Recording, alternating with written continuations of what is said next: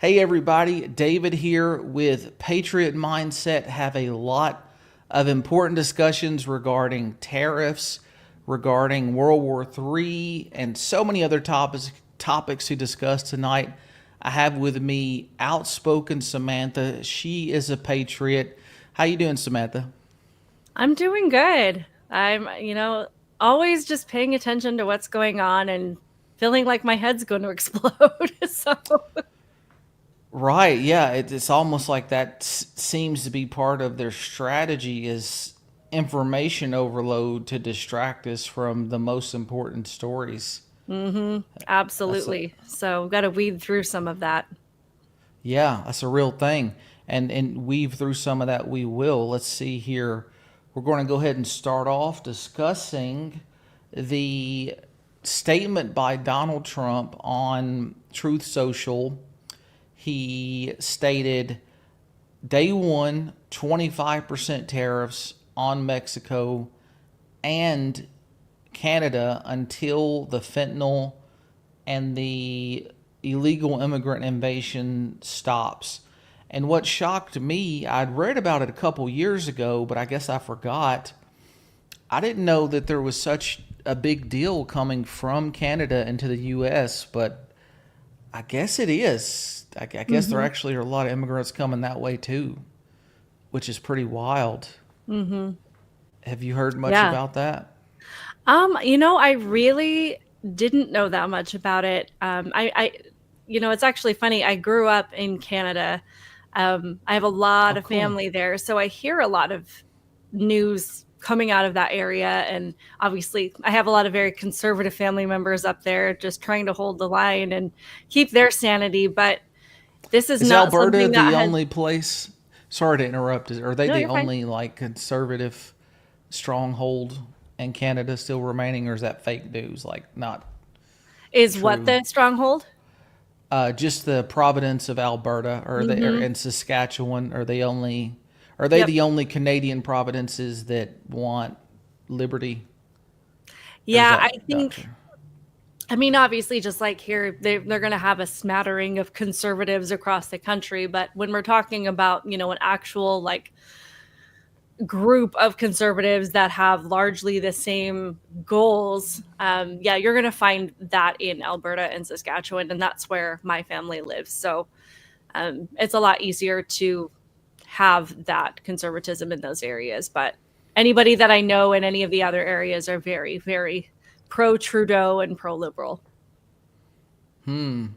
So even I'm super curious now that you're saying you've had some time and or you grew up in Canada.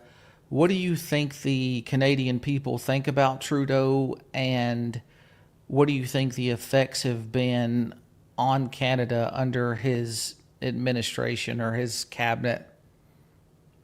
Well, I think a lot of people are as disillusioned by Trudeau. They I don't know if disillusion is the right word. They have they're as taken in by his emotional appeals as the people here are taken in by people like Kamala Harris and Biden and the liberals here. I know a lot Yeah. of people that are very pro Trudeau and not looking at the impacts that he has had on Canada. The I think it was just within the last year or two where he had the gun laws that he implemented and just some of the things that he has put in place that we've warned about in Canada, or not in Canada, in the US, where we're like, this is why our constitution is in place. This is why we have the laws that we do, that we have, that our government can't infringe and can't impose on our Second Amendment rights, can't impose on our free speech. What's happening in Canada, this is what happens when you don't have the constitution.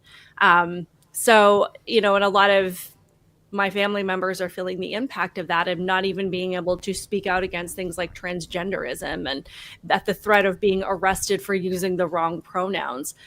It's very Wow. much it's interesting because growing up in Canada, I was even thinking about the lyrics to their national anthem the other day, but they very much had the idea of being the land of the free as much as people in the US do. But it's interesting because that it's been so easily trampled on up there because they don't have the Constitution in place as their fundamental protection of their rights. That, you know, something that is a barrier that keeps the government in check. So um, I wish people would look more to Canada as a cautionary tale and say, this is what we don't want to happen. This is why we should appreciate what we have here. So it's Yeah. astonishing to see. So yeah, it has been, even from the stories I've heard, that there's been so much migration to Canada that Mm-hmm. housing and the affordability crisis Yep. is Yep. out of hand, worse than even the U.S. Have you known people that have experienced that, or heard about that? I haven't heard too much about it. I feel like because a lot of my family up there are older, they've already been established, you know, they have their homes. Nobody has really moved around a whole lot. So they haven't had to, you Yeah. know, go out and purchase homes, at least not that I'm Okay. aware of. But I think probably to, you know, the same thing that we're hearing here is a lot of these younger people that are coming up out of their college years and looking to move out and looking to get themselves established. It's virtually impossible. It's just not going to happen, and even at a higher level than what it's happening here. So, and it's so funny when we hear all of these people that used to say they wanted to move to Canada if certain people got elected. Nobody is running away to Canada. Nobody is leaving the US to go live there. And there's a lot of reasons for that. They're just not the utopia that, you know, all of these people claim to want for us. So, Yeah, I saw that the metrics were way better than America's a few years ago in many ways, but that mhm. have declined. And we'll move on from Canada to our main stories after this last comment. It seems as if the euthanasia is increasing at alarming rates, and that Yep. doctors seem to. I thought I saw a bill that said if you're a drug addict and you can't overcome your drug addiction, you're eligible for euthanasia. I Yeah. don't know if that's true, but that's kind of scary. From what I understand, it is true. I mean, you can be somebody who is experiencing depression, somebody that is going through a tough time in your life, and you know, you could have situational depression, something that isn't, you know, something that you've been experiencing your entire life and had it diagnosed as like a permanent condition, if depression can be that. But it's just, yeah, the explosion of that particular program, which is the maids program, is so evil and so vile. I mean, I think it just more than anything speaks to just how much we've disconnected ourselves from the value of human life, and really trying to Yeah. uplift people and help them get through their challenges. And we're like, actually, the humane thing is, if you're struggling in life, is just to let you to facilitate a way for you to end it, which is so grotesque. But yeah, that's something that has exploded in the last few years. And they don't have an age limit, really, not that I'm aware of. I've heard of Wow. people, you know, in their late teens with depression issues. The one story I heard of was a woman that was 28. I can't remember what her problems were, but there's no age limit. They truly think that this is the definition of compassion now. Yeah, I call toxic empathy and so much of the leftist philosophy. But we'll get back to Mm-hmm. these main stories. So, Mexico suggests it would impose its own tariffs to retaliate against Trump's tariffs. And I looked at this, and approximately there's 330 ish billion that the U.S. exports to Mexico that is income to the U.S. On the other hand, Mexico is exporting to the U.S. about 450 billion. These are recent numbers, annual numbers. So whatever tariffs are imposed, they're going to be more harmful to Mexico than the U.S. And also with Canada, I can just say that with a pretty high level of confidence, given I saw that Canada's GDP, for some reason, I mean, everybody got hit in 2020, pretty much every country on earth. But I saw that Canada, for some reason, hasn't recovered so slow or so quickly. I saw a pretty sharp decline. So While I don't self-proclaim to be a tariffs expert, the research I've done in the past few days is that if they're targeted very selectively with the intentions of getting other countries to treat America well, get the best deal. Because really, like, in some sense, at least from my perspective, a president or a prime minister, that's your salesman for your country. And he wants to sell to the other countries a set of conditions that makes him the best salesman for his country. Mm-hmm. And I think we're going to see that under Donald Trump. I'm so relieved Kamala Harris didn't win. I think they were going to abolish the First Amendment with hate speech laws that would just be the same way as the United Kingdom. I mean, they're literally getting arrested. I'm sure you've seen for Mm-hmm. posting mean Facebook posts, which is wild. Yep. Yep. So wild. Yeah. Yeah. Yeah, so I think she's going to be in a world of trouble, and we'll see if she's controlled by the cartels. I know that's a huge thing. What are your thoughts on Trump's announcement about using the Navy, using cyber warfare, and using Delta Force, one of the most trained, deadly U.S. military assets that we have to go after the cartel? You think that's a good thing or a bad thing? What do you see the effects of that? Oh, I think that's a necessary thing at this point. I mean, I have no doubt that the Mexican presidency is run by the cartels. The cartels run that entire country. That's my view of it, my understanding of it. And Yeah, at this point, especially given the last few years of this administration, I mean, the cartels are running our border as well. And these people, for lack of a better word, they are animals. They do not have boundaries. They do not have souls. They do not have limits on what they will do to innocent people to maintain their own power.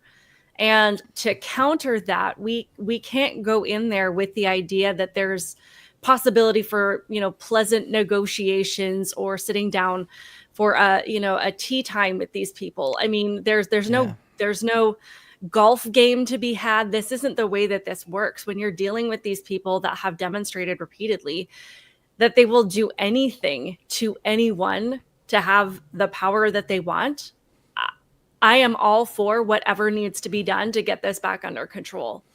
Um, yeah. that's how I feel about it. Yeah, I agree. I think we should invade Mexico, not necessarily declare war on the Mexican government, but declare war on these cartels, drop our strongest bombs on their heads, send our elite force in the middle of the night and raid, take out their head people. Yeah. And it's just we've got to get control back of all these people dying from fentanyl that China has helped manufacture as well. But I'm looking at some of the comments. I have my YouTube vertical and horizontal streaming. There's a lot of liberals in my YouTube vertical, and people are discussing how tariffs are harmful, that they're going to screw the country. And I don't think they understand the strategy of tariffs and the long term Hmm. effects. I'm going to jump to, well, I'm going to stay in line. I'll jump to it later. If you liberals in the comments want proof that tariffs do help in the long term, stick around. If you don't want proof, okay, you can head out. But the data suggests that over long term, that there's a domestication supply chain regrowth where there are things built in the U.S. that increases the wages of the U.S. citizen. So things seem less expensive because Americans have better paying jobs. And on a limited basis, if you just get like Audi, Mercedes, Jaguar, they manufacture in the U.S., and with the tariffs they're forced to, or they couldn't compete. Imagine America for the wealthy without Jaguars or Mercedes or BMW. Like, they just wouldn't have that. They would rather move their European cars to here in the U.S. because we love their cars and build here and create American jobs versus not having any profit building them outside of the country. So that's just a couple examples for you liberals in the comments here that disagree, but we'll continue on back to the stories here. Canadian PM Trudeau calls Trump 2 hours after President-elect announces massive tariffs. The incoming president posted his Truth Social platform Monday night. He would impose 25% on goods as long as the countries continue to allow illegal immigrants over the border. He said he'd impose additional 10% on Chinese goods. The tariffs will kick in the first day of the administration. Just 2 hours after Trump posted the threats, Trudeau called Trump at Mar-a-Lago Estate and had 2 consecutive conversations focused on trade and security. And let's see what this person, Doug Ford, says. Not sure who they are, but let's see what their opinion of this is.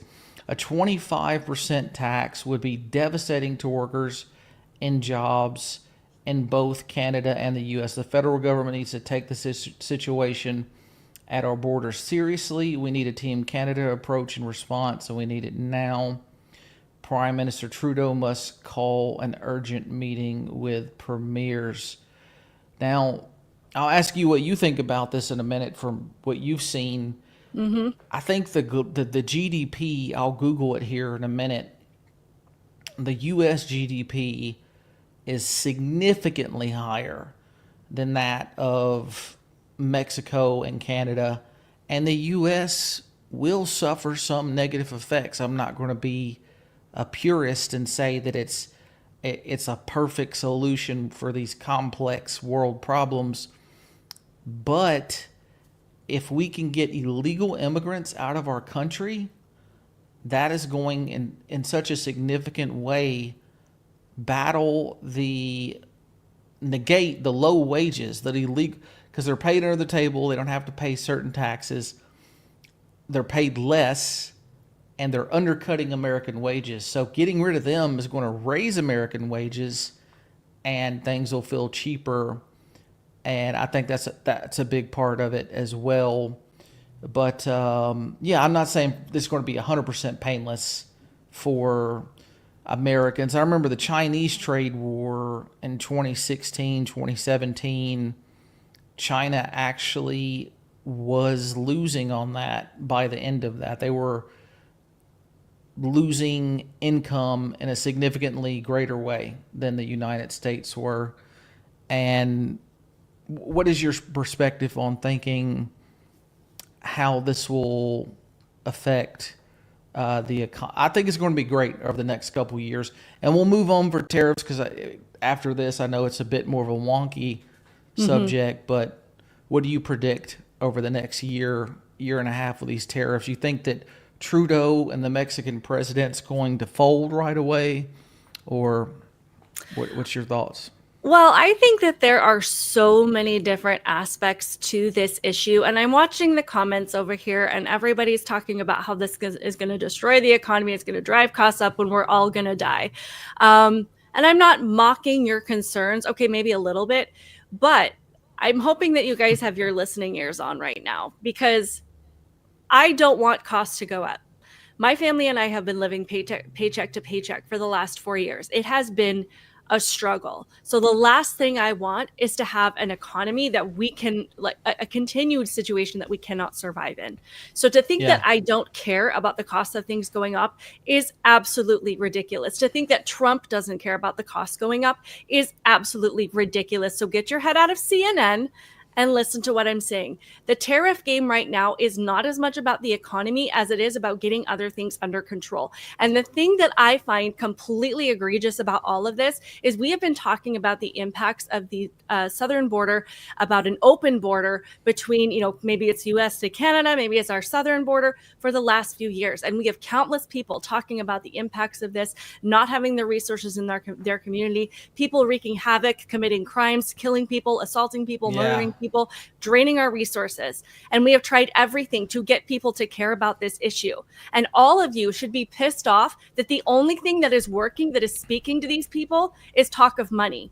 It's not talking about human life. It's not talking about, the impact of having countless people coming over our border so that we don't feel safe anymore. That hasn't motivated them. They're like, oh crap, now we're talking about money. And that is the only thing that is driving them right now. And that is absolutely disgusting. Second of all, this shows how weak the leadership in the US has been over the last 4 years. Biden is a weak, dementia-ridden man, and everybody in the world knows it. Trump isn't even in the White House now, and people are like, oh crap, I've actually got to get my act together right now. You guys Facts. should be proud of that, to have a president that just the mere thought of him has that impact on other people. That they're like, we cannot take advantage of this country anymore. Tariffs, yes, initially, I recognize that there might be an increase in the cost of some goods, not all goods. It's not like we're going to go to the grocery store and every single thing that we purchase for our households is going to skyrocket. That's ridiculous. It's on some goods. This is about the long game. This is about getting other countries to respect us again. And this is about bringing back the manufacturing here so to make our market competitive against everybody else's and not being undercut by countries like China. That's what this is about. This is a long game. So I am not dismissing that there is going to be some immediate pain at the pump right now, but it is nothing compared to what we would have gotten had Kamala gotten back in the office, because that would have been pain in every single area for the foreseeable future. Yeah, I agree with you completely. And the notion that it's illogical for an American to be willing to pay more at the grocery so young white women don't die while jogging on a college campus.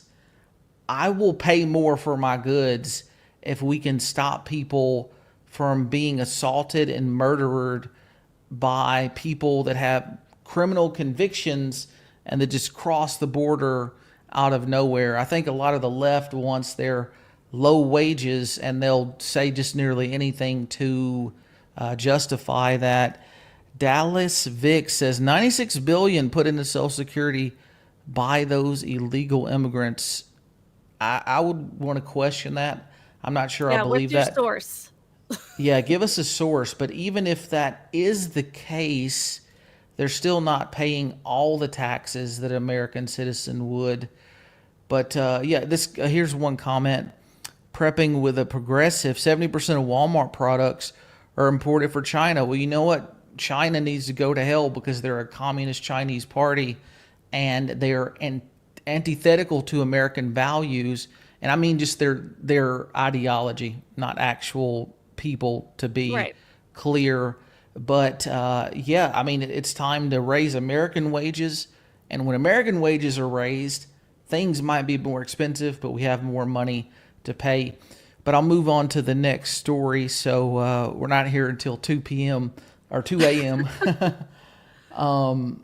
Let's go over to the. I don't know too much about the parliamentarian system in Canada, but I presume this is the leader for the opposition party that looks most Right. likely to take seats. Let's listen to what he says.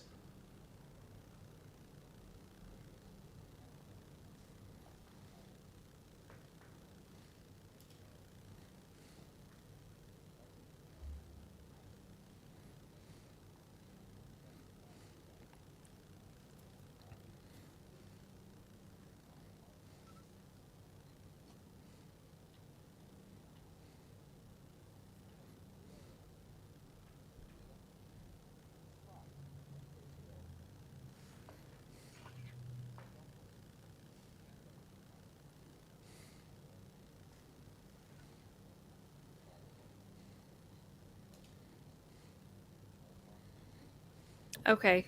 They can't hear it. Okay, yeah, getting some people saying new audio. Okay, unmuted. Now you should be able to hear Collapse. it. Superpower in the history of the world, and they are our neighbor. President Trump yesterday made an unjustified threat of a 25% tariff on our already weak and shrinking economy. Justin Trudeau and Chrystia Freeland were surprised. 20 days ago, Chrystia Freeland said, "Don't worry, Canada will be fine." Apparently, neither she nor Justin Trudeau were following what the incoming president was saying. Our economy is teetering on the brink of collapse, and now we face this renewed threat. We need a plan to put Canada first on the economy and on security. So, to start with, on the economy, I'm calling on Prime Minister Trudeau to put partisanship aside and, in the spirit of Team Canada, to accept that he cannot go ahead with quadrupling the carbon tax to 61 cents a litre. This was an irresponsible policy to begin with, but combining this kind of crippling energy tax increase with potential tariffs from Donald Trump would push our economy into a nightmare and a tailspin. So let's put partisanship aside and axe the tax. Second, the Prime Minister has to put aside partisanship and, in the spirit of Team Canada, cancel his energy cap, which would see Alberta and Saskatchewan produce 35% less energy at a time when we need those jobs. It is our biggest industry and our biggest export. The incoming American president says he wants to cut gas prices in half. Well, the only way to do it will be to import more clean Canadian energy, so the Prime Minister has to stop this assault on our biggest industry. Next, he has to cancel all tax increases on work, investment, and making stuff in Canada. About a week ago, Justin Trudeau admitted that he broke our immigration system, and that brings new challenges. His own published documents show there are 4.9 million people here temporarily. We asked what the plan was to track their departures, and yesterday his immigration minister said, "We're just going to take people at their word." What is the plan to protect our security and reinstate sovereignty over who is in our country? Military. Justin Trudeau has demolished our military with poor decisions, botched procurements, and wasted money. One thing he could do today is announce that his planned billion-dollar cut to the military is cancelled, and then present a real plan to reallocate money away from lower priorities towards rebuilding our military and reinforcing our military security over North America. And finally, on drugs. I don't want to stop drug overdoses to please Donald Trump. I want to stop drug overdoses so that there's not one more mother with her face buried in a pillow sobbing that she just lost her kid after 47,000 other Canadians have died. That's more than we lost in the Second World War. A 200% annual increase in drug overdose deaths have resulted from Justin Trudeau's radical liberalization of drugs. Justin Trudeau must put partisanship aside, not just for the sake of Team Canada, but for the sake of our people, and fully reverse his liberalization of drugs. Yeah, I mean, Europeans are getting slaughtered. I mean, people are getting slaughtered all over the world. But one last fact check for the liberals here. Let me make sure I got my videos right in the right order. Okay, he was talking. Okay, so I checked Grok. So here's the liberals saying, I've got this source, I've got that source. Grok is saying the Federation for American Immigration Reform, the net cost for taxpayers for illegal immigration in 2023 was estimated at $150 billion. How much is the federal budget each year in the United States? Roughly $3 trillion. So that 5% of our federal budget going towards non-citizens. That's pathetic. This figure includes costs for federal, state, local services, offset by taxes collected by illegal immigrants, which FAIR estimates illegal immigrants have only paid $31 billion. Someone in the chat said, "Oh, we've collected way more than that, $75 billion." But this is one of the leading organizations in Washington, D.C. on immigration, and they're saying that it's only $31 billion collected from illegal immigrants, confirmed, not hearsay, versus the $150 billion spent by the U.S. The House GOP's reported that there could be as high as $451 billion per year due to the services provided. Some of those are harder to track, but I mean, you've got people in luxury motels in New York City. You've got people receiving $3,000 a month on these debit cards. And I'm just going to say it. A lot of the liberals I've heard mad recently, they sound like Democrats in 1863 upset that Lincoln took away their slaves. Like they don't, I mean, it's paradoxical to me, but there's your proof. Look up FAIR, the Federal Federation for Immigration Reform. They're saying their numbers are not what your numbers are saying. But yeah, we'll move on here and talk about Trump and how quickly it appears the new Mexican president, who I believe is a globalist based off some things she said, but it seems like she is ready to play ball. Even though she made that comment about being retaliatory, she knows if she keeps upping the ante, I believe at least she's going to destroy her economy. It's about whose economy can outlast the others the longest. But we'll just play this and talk about it. On January the 20th, as one of my many first executive orders, I will sign all necessary documents to charge Mexico and Canada a 25% tariff on all products coming to the United States and its ridiculous open borders. This tariff will remain in effect until such time as drugs, in particular fentanyl, and all illegal aliens stop this invasion of our country. And with China, he will impose an additional 10% tariff on top of the tariffs he's already announced. It will continue until the fentanyl manufacturing in China stops and flowing it through Mexico stops. We've just received this from the president of Mexico. She says the migrant caravans are no longer arriving at the U.S.-Mexico border. Some impact already. Governor Mike Huckabee joins me now. Governor, do you think these tariffs are basically a negotiating tool? Well, they're every bit of that, but they're a serious reflection of Donald Trump's big boy attitude. Listen, he is no oil can Harry who's going to show up with a little lubricating oil to just make the machinery of a bloated bureaucracy run smoother. He's coming to play and play big. And that's why people voted for him. It's why I love the guy. He just doesn't come in and say, what do y'all think I should do? He knows what he wants to do, and he's going to get it done. Keeping some promises about immigration and drugs, things that are killing this country. He's going to get it fixed, and he isn't going to wait until January the 20th to let people know. And we're already seeing the results. The announcement from the president of Mexico sort of says, yep, he's coming. We better get ready. Immediate reaction there. Governor, a ceasefire deal between Israel and Hezbollah looks to be imminent. You're President-elect Trump's nominee for U.S. ambassador to Israel. The truth, this is my opinion, that this truce seems to favor Israel. Is that how you see it? Well, I'm speaking individually, not for the president-elect and certainly not for the country right now, because I'm not confirmed. But I would say I agree with you. And frankly, I hope it does affect Israel in a more positive way, because it should. They didn't attack Hezbollah. Hezbollah has been attacking them with relentless rockets and missiles and destroying villages and communities in Israel.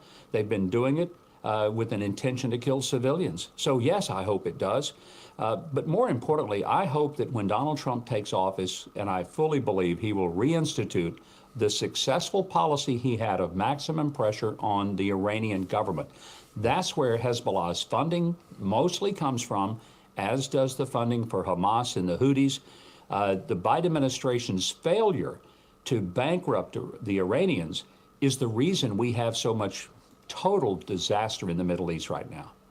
All change, all kinds of policies change. And with Iran, it's obvious. And I think they see him coming. Governor, always a pleasure to have you with us on the show. Yeah, we need tough leadership, peace through strength. And I also had looked last night, there were fewer global conflicts under Donald Trump. It is true that more soldiers, insignificant, well, no soldier's life loss is insignificant, but relatively speaking, there were fewer soldiers that died under Biden, but there were way less global conflicts, and there was the real economic wages. And I don't know, sometimes I enjoy debating liberals in the comments, sometimes I stick to the program, but I'm kind of enjoying it in the moment because their assumptions are not great. People receiving that, by the way, are legal asylum seekers. Some of them are, but we've had 10 million enter illegally. To become an asylum seeker, there's very specific circumstances. You have to demonstrate that you are in danger, imminent danger of political persecution and violence. You have to enter at the port of entry, not cross some random area, and you have to get a visa at some point, but most of them are not in that situation. This guy says, I love to fact check in X, or LOL, fact check in X. Raymond Rios, you should know this. Artificial intelligence is going to be more intelligent than all humans on Earth in 3 or 4 years. More likely, most likely. Grok is, they'll cite sources. I mean, we can go back and look and see what sources they cited for their claim. Yeah, you just got to realize that AI is, I mean, you joke about it, but it's becoming more intelligent than we are. Let's see here. Let's see the post, the results. Let's see what these are. Yeah, you got Newsweek. Check out this source. Check out AP News. They're saying migrants don't receive this from the federal government. They're receiving it from NGOs that are then receiving it from the federal government. The cost of the border crisis, budget.house. They're saying that's the House committee, $150 billion. Judiciary.house, tens of millions of taxpayer dollars to support illegal aliens. You have Ferris.org. There's so many sources. So you shouldn't, I mean, not just me, because I'm a conservative and you're presumably liberal. You shouldn't undermine the capability of AI and what it's going to do in the next few years. So we'll move on from that. Peace through superior firepower. Sounds good. Sounds really good. Let's see if there's captions on this, and then we'll move on to some of our other stories. We got World War III stuff to talk about. We've got the charges dismissed by Jack Smith, some other charges, and so much left to discuss. Let's see, is there any captions? Al presidente electo Donald Trump. Creo que está ahí, ¿verdad? A ver, préstenme el micrófono. No captions. Estoy enviando. All right, we'll just translate this. Now she sent a letter to the president after his statements. Estimado presidente electo Donald Trump. Me dirijo a Poor usted. slug, he's not recognized serious A problems. raíz de su Wants to wash his declaración del hands of them. 25 de noviembre Yeah, this is going to be sobre the migración, final thing I'll say tráfico de is it's going to be worse for y her aranceles. than the U.S. That's my opinion. Would you agree with that? Do you think that we have the upper hand? Oh yeah, absolutely. I mean, I'm. Are you getting an echo? Because I feel like I'm getting an echo. Let me see if if my mic is too loud. Are you hearing the echo of me or No, yourself? just for me. But it's fine. I can ignore it. I don't know where it's coming from. Yeah, no, I definitely agree. I'll And turn my I volume don't down a little bit. know enough about imports and exports from Mexico to understand, the strength of their economy versus ours. I am just not worried about it. Ultimately, the thing that Trump keeps talking about as the reason for imposing tariffs and using this bargaining chip is because nothing else has worked to get these people to control their borders, to control their cartels, to control the drugs that are coming into our country, to actually not actively destroy the United States. So if this is what he's got to do right now, I'm all for it. And it's interesting, especially whether it's Canada or Mexico. I don't see these as long-term things that he's doing. I mean, I think that this is literally something he's using to get them to cooperate, to work with the US, and hopefully, we can back off with these tariffs and these other things and get all of our economies functioning properly for everybody else. So I'm just not worried about it. But just kind of a side note, as I was thinking, didn't Trump impose tariffs in his first administration? Yeah, his trade war with China was aggressive, and it did increase the cost of American goods and manufacturing, steel imports. But then we had some domestic supply built up, became cheaper over time, and it hurt the CCP more than it did us. If we look at the net profit loss versus the U.S. and the China, it hurt them worse because they really need this. Their whole economy is based off Chinese slave labor exporting cheap things to Americans. And the left, they might have a bad concern. Let's see somebody saying bad echo. I'm kind of curious. I'm going to change one setting with my mic because I would like to avoid that. Okay. I think that fixed it. Oh no, it's still echoing. Still echoing. It seemed to change after you had to change the sound or something for the Pierre something video. Is it me or is it the videos? Or both? We'll see what we can do. I don't know. I feel like did you click on something when we didn't have sound for the first video that you were playing? Because that's when it changed. That's when the echo started. I click on something with the first video. Not sure. So I've got my voice down. I shouldn't be echoing unless I have two sources. No, you're not echoing. I am. But I haven't changed anything, so I don't know.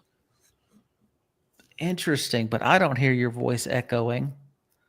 Is everybody else here? So Matthew, you said you're hearing her voice echoing. Are you playing through speakers or headphones? I am playing through speakers. That might be the issue. If you don't have headphones, if you turn the speakers as low as possible, while still being able to hear, and we'll be good to go. I just turned my speakers down. You sound good to me. We'll keep going, and hopefully that helped it. You can hear Sam echo. You guys are funny. I don't know what caused it. Sorry about that, guys. Well, let me see if I can adjust your settings, edit your mic and your audio settings. Let's see, adjust mic, echo cancellation. Let's do. We'll try. Bear with us, guys. I haven't been on StreamYard for a while, and all of this behind the scenes is not quite as easily as it looks, but we're winners. We're MAGA, and we're going to win. So we're going to figure it out. even if not this broadcast, we're going to figure it out. We're going to win.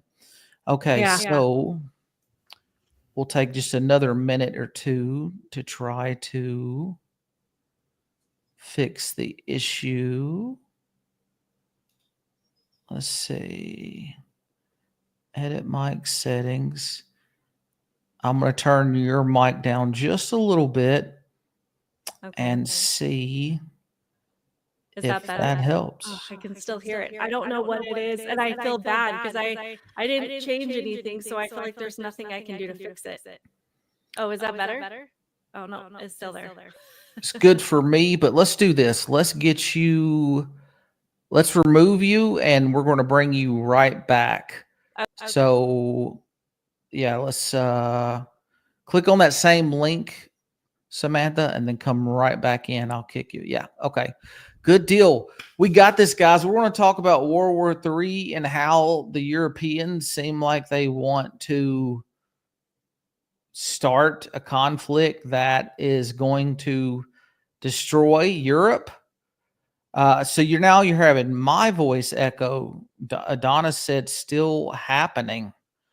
Well, that's interesting here because this is let's see, audio default speaker. Let's see, microphone is that.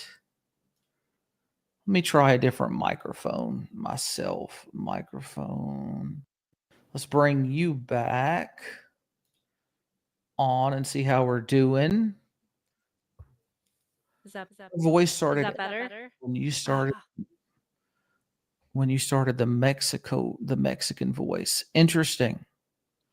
Thanks for sticking with us, the people that are with our technical difficulties. We're technicians over here. Jonathan, they not. Okay, we'll keep going. Do the best we can, guys. The best we can. So let's go back to the next story here. Moving on. Yeah, she's saying the caravans is not coming, and that's great because I don't know how anybody could be in opposition of removing this many people with criminal convictions. Like literally before they hit the U.S., they had criminal convictions. Mm-hmm. So that's going to be Tom Holman's his first goal. Keep on rolling along. Yeah, let's see. This is the tariff stuff. If anybody, I'm just going to drop this in the chat, and it talks about how long-term, how tariffs help countries achieve goals. It does say there's negative short-term consequences, but long, it's what we're looking at. This is great. You'll see these breaking the law. But look, me and the Denver mayor, we agree on one thing. He's willing to go to jail. I'm willing to put him in jail. Because there's a statute, it's Title 8 United States Code 1324 III, and what it says is, it's a felony if you knowingly harbor and conceal an illegal alien from immigration authorities. It's also a felony to impede a federal law enforcement officer. So if we don't want to help, that's fine. He can get the hell out of the way. But we're going to go do the job. President Trump has a mandate for American people. We got to secure this country. We got to save American lives. And I find it shocking that any mayor of a city would say, President Trump's been clear. We want to concentrate on public safety threats and national security threats. I find it hard to believe that any mayor or governor would say they don't want public safety threats removed from their neighborhoods. I mean, I don't know what the hell is going on in Denver, but we're going to go and we're going to fix it. If he don't want to fix it, if he don't want to protect his communities, President Trump and ICE will.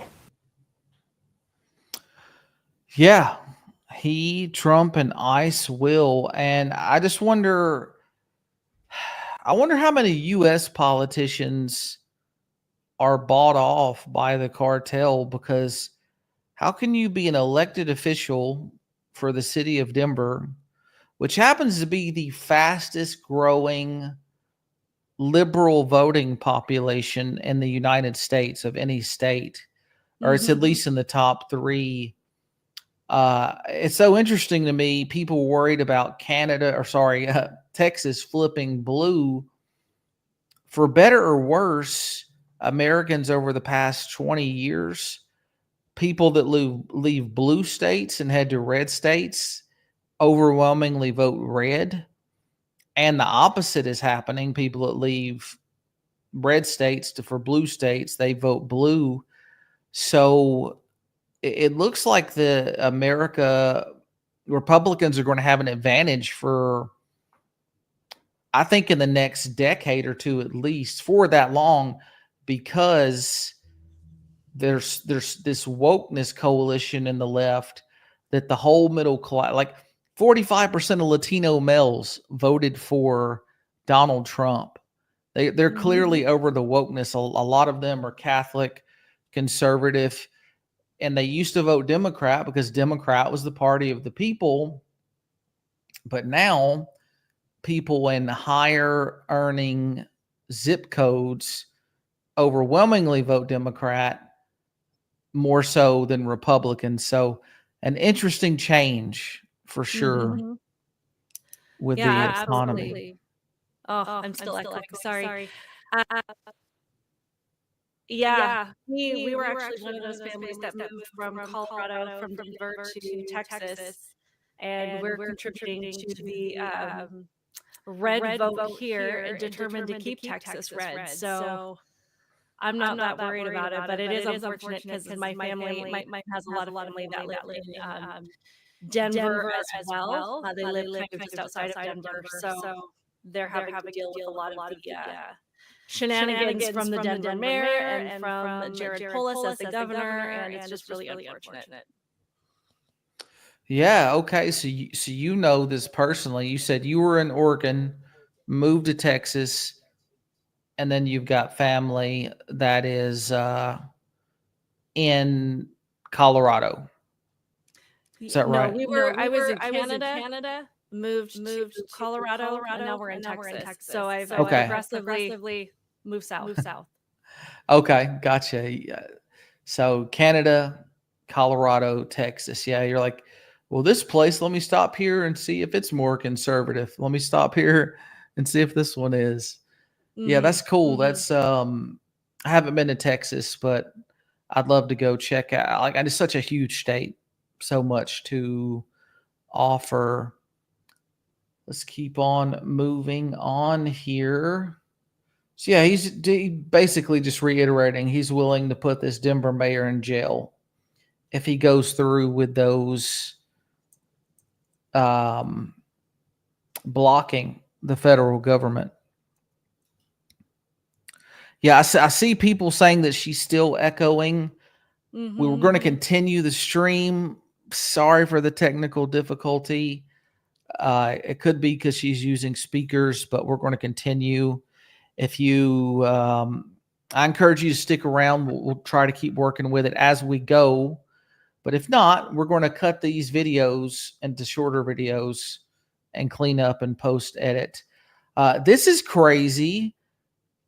CNN is, and it's such a civil war at CNN right now with that Trump supporter owning, and this is an approximate number, 40% of CNN. He gets to pick a few people that are actually like middle of the road or conservatives that push back on CNN. And this is a hilarious dispute between them. CNN contributor Carrie Champion joins us in our fifth seat. So, Carrie, Trying to get this to enlarge. We'll just go to Rumble and enlarge it there. CNN contributor Carrie Champion joins us in our fifth seat. So, Carrie, I want to ask you about this idea of media takeover, because after Elon Musk purchased Twitter, changed it into X, there's no doubt that he exercised some power there. So how do you hear this even ingest kind of purchase of a cable network? Good to be with you tonight. Good to be with you as well. Thanks for having me. I think that we should believe everything that is said coming from this administration. I don't think that we have the luxury to dismiss it as him being someone who's being funny or someone who is just being himself, or that is his brand. X, and you said in some ways, always. I feel like X, I don't know if anyone is on it in any capacity. I don't know if you're on it. You're the only one? You're on it? You all are on it? Okay. I've actually decided to take a rest of peace because it is not a peaceful place for me. And I know if, in fact, you don't agree with this current administration, most people can say that it's not a peaceful place. I wouldn't be surprised if there was an actual bid made to take on MSNBC, but the fact that it just can't happen in real life. And we It just can't. It's just not even Officially for sale. Yeah, it's not officially for sale. The last It's not time he even mused realistic. about maybe buying something. It's he not ended even up doing it. realistic in real life, but I do believe that media, everyone sitting here at this table, if you don't agree, we're in for some tough years ahead. I do Yeah. believe that we are not going to be able to be as safe or say what we want to. I don't think free speech is going to be as free. Now, Scott, I want to bring you in here because this kind of link to Orban, we don't pull it from nowhere. There was a former member of the Hungarian parliament who was writing in Politico who kind of talked about this effort by that government and how specific it was in terms of purchasing media specifically for propaganda. Do you hear why they're making that connection? Such hypocrisy as he's about to expose. Is the concern that certain media outlets would become propaganda arms of political ideologies? I mean, don't we already have that in this country at a large scale? I mean, also, I heard what you're saying about X. I saw a survey this week. It's now the most ideologically balanced user platform. Scott, of any platform. stop. It's too early. I just I sat know. down. I've You're only gonna- been here for 2 you're gonna minutes. be You embarrassed cannot when I continue tweet to out say after the show, but you it's cannot true. say that. So- That's not the case. So Who's what the I- source? Source of that? What I find, we reported it on this network. And It's so- not accurate, and you know it. Okay, I'll let you make your Scott, statement. But my point is can I this. reframe it a different way? Because the site changed radically, right? So whether you think the voices it is somehow more balanced now, that's fine. But no doubt Musk's influence is profound, and that you open it up and now you're there with his opinion, and he is now part of this administration. So does anyone else think that there should be this greater concern about billionaires purchasing media companies? Okay. Would you be worried if Bill Gates controlled MSNBC? No, because he's sane. Because MS in It was MSNBC MS. comes from Microsoft. Or he's a It was liberal. a partnership between Microsoft and NBC way back in the 1990s, back when Microsoft was under investigation by Bill Clinton's DOJ for monopoly. I don't remember anybody panicking over MSNBC back then. No, they definitely did. But yeah, continue. Well, like Fox was launching, MSNBC was And it's launching. still The here. cable news network was shifting. The landscape. But was shifting. isn't the issue that the left has gotten so used to controlling almost all institutional information distribution arms in this country that when one little piece of it, whether it's X or MSNBC or anything else, gets taken No. away, the panic is so outrageous. I mean, that's how used to the No, left is I having think- control of all of it. I don't think that that's an accurate assessment when you look at something like Sinclair Broadcasting Group that has purchased most of the local newspapers and local television stations and sends out distributed information that their anchors are supposed to follow for the correspondence. That is a conservative leaning group. I think the difference, though, I'm not siding with Elon Musk at all here. The one thing to point out is that platforms are not regulated right now, which gives them carte blanche to whatever they want right now. Elon is not someone who likes to be regulated. And so to buy MSN, he would go under some federal regulations. Who's regulating CNN right now? The FCC? We're not a broadcast. It's cable. I mean, I don't really think cable stations are under the same regulatory structure doesn't go over public airwaves. that broadcast is. It's definitely regulated more than than Facebook and There's Twitter. still, what she's saying is that there's still a litmus test of journalism that you have to pass. You can't That you come on don't have TV on and just make up things and say things. It's That happens on fine, X. different. Please don't give me the eyebrow furrow as if you don't know what I'm talking about. It happens often on X. I can go and say the color is blue and I will be met with so many disrespectful remarks. No one's regulating the N-word. No one's regulating the criticism. No one is regulating how people are lies. treated. How much or government the regulation lies. of the First Amendment are you for? Let me tell you something. If I came on here and I just started calling you all kind of names, do you think the bosses would let me continue to do that? I mean, it happens I to me mean, occasionally. I don't know if you well, watch it the doesn't show. happen to you, but it hope doesn't happen so. to me. And I know that I wouldn't be able to do that. There's a level of professionalism in what we do here because we are journalists and we adhere to something, at least morally. And there is no moral compass on this thing called You're X. also having a conversation about a person who has the ear of the White House in a very profound way. And you have had the former president, the president-elect, talking about yanking licenses, right, as part of the broader Republican If you argument disagree. Yes. that there is censorship jump and therefore in people need to here. be punished for that censorship. Elon Musk, if in fact in charge of any actual television station, network, etc., he's only going to listen to his own rules. Case in point, every time the first tweet I see is Elon Musk. If I want to go on that place that's not being regulated, about 2 years ago, the last line of defense that they had in terms of their morality was someone who quit because he said that he couldn't control his job was to regulate Twitter. He could not control Elon Musk because Elon Musk didn't want it to be regulated.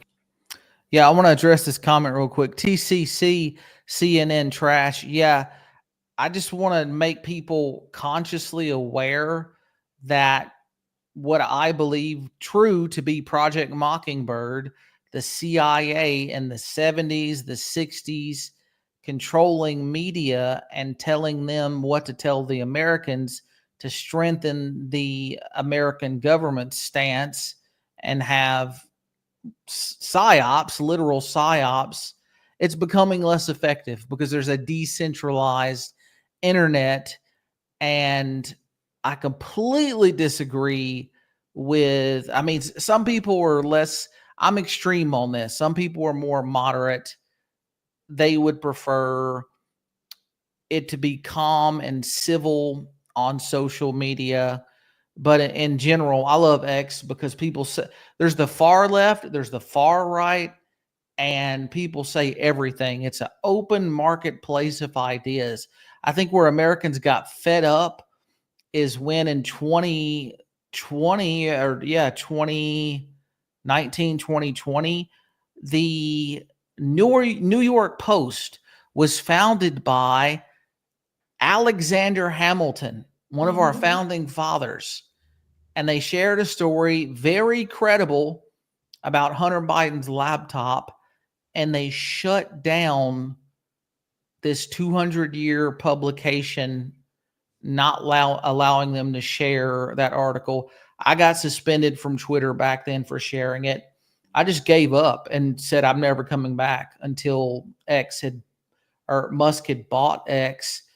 But don't you get that sense too, Samantha? What do you think Americans, their mindset, how they've changed recently with more social media being opened up?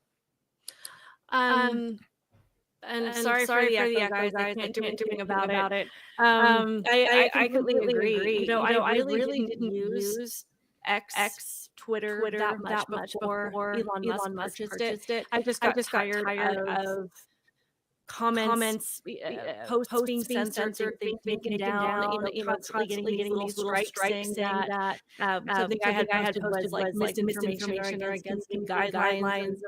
And I think it's bad on Facebook still, which is why I go through Facebook just not posting on there at all. Me too. But I think it's so funny to listen to these people on CNN talk about how it's almost like X should be regulated in the way that the news stations should be regulated. But at the end of the day, it's all speech. We have freedom of press, we have freedom of speech. And it just goes to show how much they want to still be able to control it. And they're not threatened by misinformation or disinformation. They're threatened by the fact that we go on X, we're exposed to both sides of the aisle. We're exposed, somebody can comment about one news story, and someone can make the same comment about the news story and share two different sources. And we have access to those two different sources. But if you're somebody probably like Raph here in the comments, who only reads things from CNN or NBC, that's when you exist in a bubble. That's when you exist in an echo chamber. That's when you exist in this place where they're like, don't even go explore those other ideas because it's too scary. They hate you. They're Nazis and Hitler. They want to destroy the country, and then become afraid to even listen to the other side, and you end up in a live stream making nonsense comments that just expose your TDS. It's ridiculous, but I truly appreciate that I can go on X. I can hear what everybody is saying, whether I agree with it or not, whether they're saying ugly things, whether they're saying honest things, whether people are praying, whether people are swearing. I want to be exposed to all of it so that I can make the determination that I can do the research myself and figure out what is real and what is truth. Clearly, these news organizations have no interest in the truth whatsoever, and we have seen that over and over again. It is a good thing that Kamala didn't win because they would be the ones determining what we can and cannot hear, and that has nothing to do with the truth. Yeah, it doesn't have anything to do with the truth, with the narrative that I call them the world's most successful liars, highest trained liars, and $5 million studios. And it's the fact that they think the answer to truth is less speech. There's never been a side in world history that I'm aware of that intended good for their population while simultaneously wanting less free speech. And how they've reacted and freaked out. And I've seen this woman who's she's the current NPR News CEO. She used to work at the CIA. She's on the Atlantic Council, which is like the former CIA heads who use European laws to undermine American freedom. Like Australia had a bill that would fine Elon Musk 5% globally of his 5% of his global revenue when there was misinformation on his platform. And those kind of laws were our Department of State, is my belief, and I have a good source to believe this. This guy named Mike Benz, he seems to be the leading expert on the deep state and what their tactics are. But their goal, it looks like it's going to fail, but their goal was to have several countries have small fines for what they consider misinformation, fine any social media company that has again their perspective of mis or disinformation, and bankrupt those companies and bankrupt, because since they can't get around the First Amendment here, since the Supreme Court said, hey, stop communicating through private parties, you can't just tell a private company to censor Americans and then that absolves the government from violating the First Amendment. No, it's like, no, it doesn't work that way. So yeah, it's quite interesting. I thought this was the clip where he tells her about the rating. Otherwise, is it not? Okay. I think before he took it over, it was not a great place for conservatives, and now it's a great place for everybody. My view. Okay, even though we're talking about restricting speech, I'm going to tell you guys to shut up for a second. We're actually going on a break. When we come back on a break. But yeah, that's I never trust the side that wants to restrict speech, and it can be so toxic on X. And it took me a while to get used to it, but I love it now because I get to interact with the communists. And you can still create an echo chamber if you want to do just conservative stuff. Just interact with the conservative accounts. You want to interact with liberal accounts, just interact with them. The algorithm is based on engagement. I love debating liberals about all these topics because I just want to pursue truth. And so far, the current iteration of the Democratic Party, maybe not classic liberals, they were more common sense, but the wokeness is just insane. Let's see here. So now we move on to Jack Smith. Most of you all have probably heard this, but just in case you haven't, Jack Smith, he filed a motion yesterday to Judge Tanya Chutkin in the D.C. court dismiss all charges against Donald Trump because a sitting president's long been held. The U.S. Constitution does not allow for a sitting president or soon to be sitting president, as they ruled yesterday. The constitutional lawyers in the warehouse does not allow for them to be prosecuted. or convicted. And we saw this happening. We knew this, or personally, I knew this was going to happen. I believed that on January 13th, when Trump turned his head in Butler, Pennsylvania, God voted for Donald Trump that day. That's my perspective, anyways. And it's like they couldn't stop him. And now I have mixed feelings about this, but I do hope that they prosecute some of these people. I think of a quote from Martin Luther King, who said, "Violence begets violence, and it's a dark spiral." I think similarly about this, if one side weaponizes, the other side does. So I was on the fence about it for a while, but I think if we don't prosecute the people that knowingly violated law in a like very clear way, not an ambiguous thing, if we don't prosecute them, they're just going to come back and do it again. So I think they should be investigated, looked at their motives from their documents, and potentially jailed at least for some time. So Democrats don't do this to Republicans in the past. And I'm going to ask what your perspective on that is, and I'm going to listen to the chat from the live stream to see if I can figure out what might be the source of your echo. But what do you think of this whole thing? Do you think there needs to be some criminal charges to deter this from happening in the future? Yeah. I don't hear an echo anymore. So. I'm going to listen, but keep talking. No, I completely agree. And obviously, the way this is going to look, especially to liberals, is that this is a weaponization of the justice system of the Department of Justice. And that we're politicizing this, and that we're going after political opponents. That's how they're already painting this in the media. That if Trump retaliates against these people in any way. Oh, you guys can't hear me now? Can you hear me, David? I can hear you. I muted myself to listen on YouTube to try to figure out the source of the echo. Okay.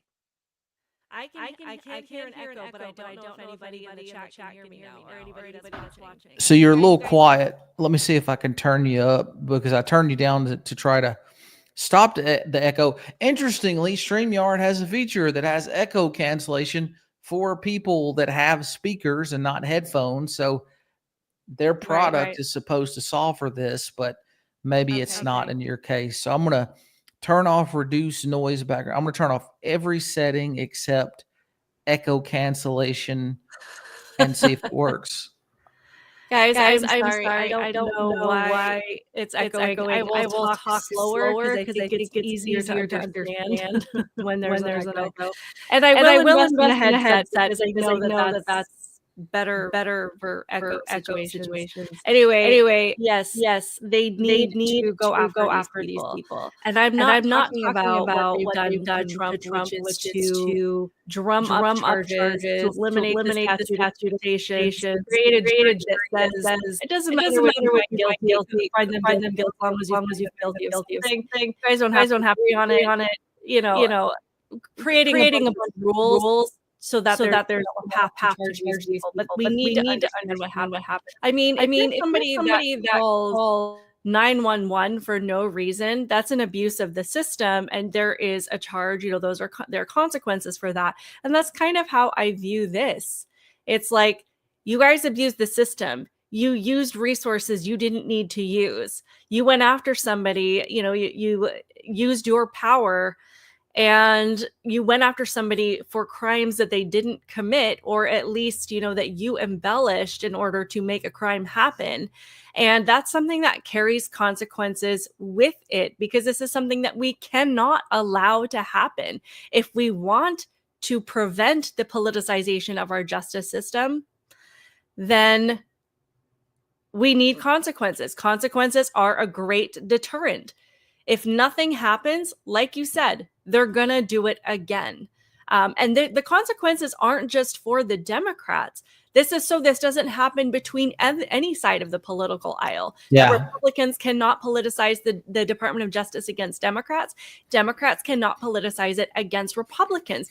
Whatever consequences there are, that applies across the board to anybody who tries to do this. And that is something we can all agree on. And if there is nothing there to charge them with, fine. But an investigation needs to happen. We need to know if there were crimes committed, and if there were, there needs to be consequences. And I hope that he does it. Yeah, I agree with you. This is the end of the republic if we just use lawfare to destroy each other. And we have your echo fixed. Chat Yay! confirms Thank it. you. Thank you for being patient, guys. Yeah. It turns out when the media, video, audio, even if it's not playing, there's this third audio section for that video audio, or like whatever videos we're watching on X, there's an audio switch for that. When I muted that, that's where you were getting your echo. So that has to come through with how you're set up. But again, we'll figure it out. We'll keep going. We're rolling. So we should be good now. When I play the next any next video that has audio, I'll mute it after playing it, so we'll be good. Here's Letitia James. I think she is. Oh, you know what? It's not on the screen yet. We'll bring it up right now. I think she is screwed if they don't drop this case, because they're talking about bringing this case, keeping it for waiting for Trump to finish his term and then continuing the case. But I think Trump's Justice Department, there's one guy, I think his name's Mike Davis. He's at the Third Amendment Project, and he wants to keep woke justices from being appointed. And he told Letitia James, he said, go ahead and try to prosecute Donald Trump. Your fat ass will be in jail, which was, a a pretty strong way to say it, but it makes me happy to see a Republican administration at least talking so far about doing good things. I know we've got some rhinos. It's not going to be perfect. I was disappointed that Matt Gaetz did not get the confirmation. However, he only fell short like 4 votes. So we should have, I think, when the time comes, a national grassroots activism as voters to get those rhinos out. Susan Collins, Murkowski, Mitch McConnell, and then a senator from Utah, not Mitt Romney, but some other senator. Those were the 4. Like, you even had Lindsey Graham on board to vote for Matt Gaetz. So we're just at the beginning, I think, of getting rid of the entrenched deep state government people, including some of the legislative branch. But we are making progress, and it seems Pam Bondi has openly expressed she's okay with going after these people that weaponized the justice system against Joe Biden. I almost wonder if there's a RICO conspiracy, and without getting too technical and too lawyerish, the statutory requirements is that it's 2 or more people acted in a way to further a conspiracy. And you had DOJ officials, federal government employees who make way more money than state employees. They have way better lifetime benefits than state employees. 2 of them left the federal government and the Department of Justice. High-level DOJ officials left to go in the office of Fani Willis, in the office of Alvin Bragg, and I think there was a conspiracy for all of these DAs to collude to stop Trump from being elected. And it just goes to show more in my mind as a Christian that God was with Trump, and that he defeated the most powerful empire to ever exist, their warfare. I mean, it's still going on, but it was such an encouragement to me that he was able to beat those rigged charges, because they're completely, any lawyer that's not 95% woke saw that they were BS Yep. charges. Yeah. Yeah, they definitely set a precedent that we would not accept in any other case. So, you know, it didn't take, you don't have to have a law degree to see that it was completely ridiculous. And I know, of course, a lot of people are on the left are going to think that we can't see it because we're so blinded by our dedication to the MAGA cause, and we're, worshiping Trump and whatnot. But obviously there's a few minds we're never going to change on that. But ultimately it's like, it's no, we want actual justice. We want our criminal system to function the way that it's meant to against people that have committed actual crimes. And I mean, the way that they have used it against Donald Trump is a way that they can and have used it against American citizens. And the last thing we want is for that to continue and for that to become the norm and to become more widespread. Absolutely. I was appalled that a 75-year-old woman got maybe, and I'm not going to say the exact, that I remember the exact number, but I think she got like 10 years in federal prison for praying outside of an abortion clinic, not being an obstructionist, just like praying, not being someone that's hardcore resistant. And I know there's a federal law for that specifically, but just the creation of those kind of laws are just the weaponization of justice. And I think it's going to change. I think it's going to change.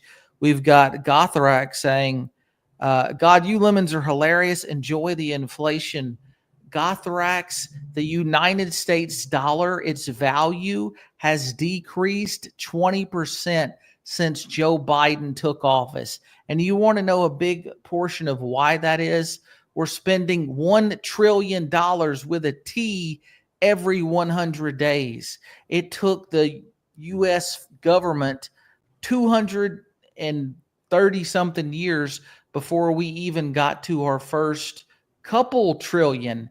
And now, and this is largely Rhino Mitch McConnell's fault, largely Biden's fault, in 3 or 4 years, we ballooned the deficit, or the debt, by like 20 something trillion dollars. Part of it was COVID with Trump. I blame the Democratic governors for locking down their states. I mean, it's debatable on if you're older, I'm not going to get into too many details about the coup of 2020 because these platforms are so sensitive. But I think in general terms, it was the Democratic governors that shut down their states more than the federal policy. But the actual real wages, these are just facts. And then we'll get back to moving on in some more videos. The real wages under Donald Trump, which is the value of your dollar versus inflation, was higher under Donald Trump. The Fed can confirm this. And there were also fewer major global conflicts. The Biden administration launching missiles into Ukraine 2 months before Trump comes into office. Yeah, don't say, if you want to be liberal, a moderate liberal, cool. If you're someone in the comment section right now, but if you want to argue that Biden and Kamala were good representations of you as a Democrat, then there's so much counter evidence that destroys your argument, and in my opinion. But I'll move on and digress. Let's see what she says here. We've studied their platforms. We've identified certain possibilities, fact patterns. We've created contingency plans. So no matter what the next administration throws at us, we're ready. I can't see what you're watching. Their attacks. Oh, oops, I forgot to change it. We're ready Thanks. to respond to any attempts to cut or eliminate any funding to the great state of New York, as the governor outlined. So despite what has happened on the national stage, we will continue to stand tall in the face of injustice, revenge, or retribution. We will continue to protect and our most vulnerable and marginalized amongst us, to respond to any attempt. We'll see about that. United States Marine Corps, J.D. King, I think that's what you mean by USMC. You said it was 2 years, and she was one of about 10 who were in prison for a blockade of a clinic. That is true. And, 2 years is less than 10. I think that blocking an entrance still should not carry 2 years. And they raided the Amish twice. One of the big reasons Trump won Pennsylvania so big is they wouldn't let this man have his unpasteurized milk do his business. He got raided by the feds and the Pennsylvania Department of Agriculture. Too much regulation in that case. And in this case, too much. I think that the law was too harsh. I mean, I don't know, give him 3 months or something, but 2 years, because they were non-violently obstructing it. That's my opinion, King. But I mean, thank you for correcting me on that. I appreciate that. Let's continue on here. Here's Trump after he found out he is free of these charges. They hating, patrolling and trying to. Oh, you know what? I muted that. So we don't get demonetized. We'll be able to cut out that little bit of the song. But look, look how happy Eric looks, and Trump. Let's see, get another frame of Trump. I think he's like he knew it. He knew it was rigged the whole time.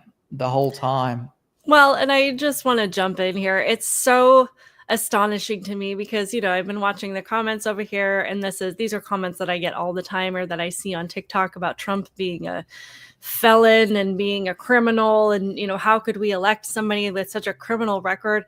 This is one of the most investigated people on planet Earth, yet every single time they bring something against him, it falls through. And you would think with that level of investigation, something would stick. The reason it's not, guys, is because there's nothing there. It's when they finally get in there and dig into these charges, they're like, yeah, we don't actually have a case. That's why this keeps happening. He's not a criminal. The Department of Justice is being used against him. Period. Facts. Yeah, absolutely agree. There's so many examples of that. The case in New York, which Merchant and Bragg are playing with fire. I don't know who's responsible. I don't know who would make the ultimate call. I mean, the judge could dismiss the charges. I know Bragg probably has some influence. Letitia James has some influence on that. But this is my hypothesis. I don't know this for a fact. But I think if they don't drop those charges pretty soon, they're going to be under a federal investigation in less than 2 months. And they're going to have federal agents at their house knocking on their door for those charges. And the documents, that one interesting thing about that case is it was a falsification of business records. Mm-hmm. And it was Cohen, who's been in prison for lying, was the government's only source, their only witness. And typically in that kind of case, it would be one charge, but they literally went through what would be, one case. That's the whole. They'd say, okay, this was making those false statements. We're going to look at every sheet of paper with every dollar amount on it and multiply those charges. So they stood no chance. in any justice that would look at them honestly. Fannie Willis's RICO case, insane to think that the executive branch wanting to administer the law by looking and being concerned is there bad things happening by election officials? I think that's a legitimate concern. And now all of a sudden there's some liberals who are saying, oh, Elon Musk used Starlink to count the ballots and Trump cheated. It's like, okay, y'all are allowed to ask questions, but not conservatives. Right. So some hypocrisy there. Let's jump over to this video. This is scary. This is not because I wouldn't show it on your YouTube or mine. I wouldn't want to get us demonetized or a strike, but not live weapons. But this is we're kind of switching now. We're going to start switching into the World War III stuff. And again, I know we're pulling up on about an hour 30. So if you got to jump out early, I'll finish the stream. But we had what I feel like has been some great conversation in depth on some topics. Yep. I probably have a few more minutes, but I will have to jump soon. But I will stay for a little bit longer because I'm enjoying it too. I have kids I've got to help get to bed, but I am enjoying the comments as well. So you guys are awesome. Yeah, that's one of my main struggles is like, do I ignore comments? Do I address them? But yeah, I totally understand. I'll finish out whenever you say you need to leave. That's we're all good. But here's the history of warfare. The U.S., Lockheed Martin, Boeing, they have the nicest houses in the country in Fairfax and Loudoun County, Virginia.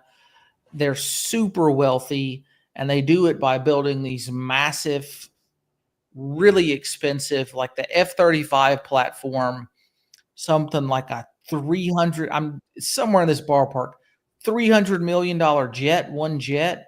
But all of a sudden, here's a single drone, and this is just tagging him with lights, not real munitions.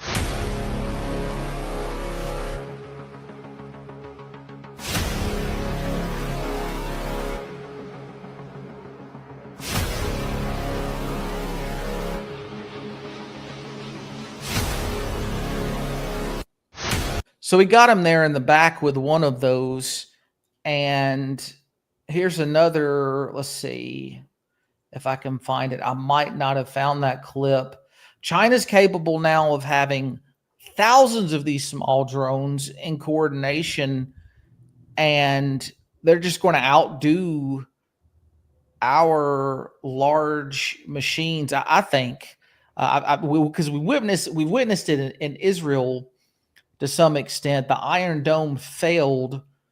It shot down some rockets, but it wasn't prepared for drones. And the U.S. was trying to help, and I found it comical that the weapons, the price discrepancy. The U.S. was firing $3 million missiles to take down $10,000 drones. And in that case, it's like clearly one side's going to run out of money more easily. So I think we've got to retune our military. This was concerning to me that the seats in Wisconsin, Michigan, Arizona, Nevada, even though Trump won those states, the senators didn't win. I mean, I don't have any exact proof on that, but that was concerning to me. I wonder if this is the AP. I saw the AP earlier that Trump still had 50% of the vote. Just going to move through these a little bit quicker now. Yeah, Trump gained in Black Democrats, Hispanic, Blacks by 19, Hispanic by 29, Asian by 17, other by 17, white no degree 13, non-white BA 21. Wow, non-white no degree 37, 14 from 18 to 29. So good. I mean, X is the only generation that voted in the majority for Trump, but amazing stuff. Here's the guy calling for her to be Fannie Willis to resign. Apparently, she spent like $500,000 in fraud money that was meant for kids. On May 15th, Fulton County District Attorney Fannie Willis received a letter from the United States Senate highlighting her misuse of $500,000 for a youth empowerment and gang prevention center and $2 million for the sexual assault kit initiative. Instead, she spent those funds on traveling. In light of potential prosecution and disbarment, I respectfully ask Fannie Willis to resign, effective immediately. So her case, that RICO case, is not going to go anywhere. The merchant case is the only one that's going to last, and I think it'll be gone soon.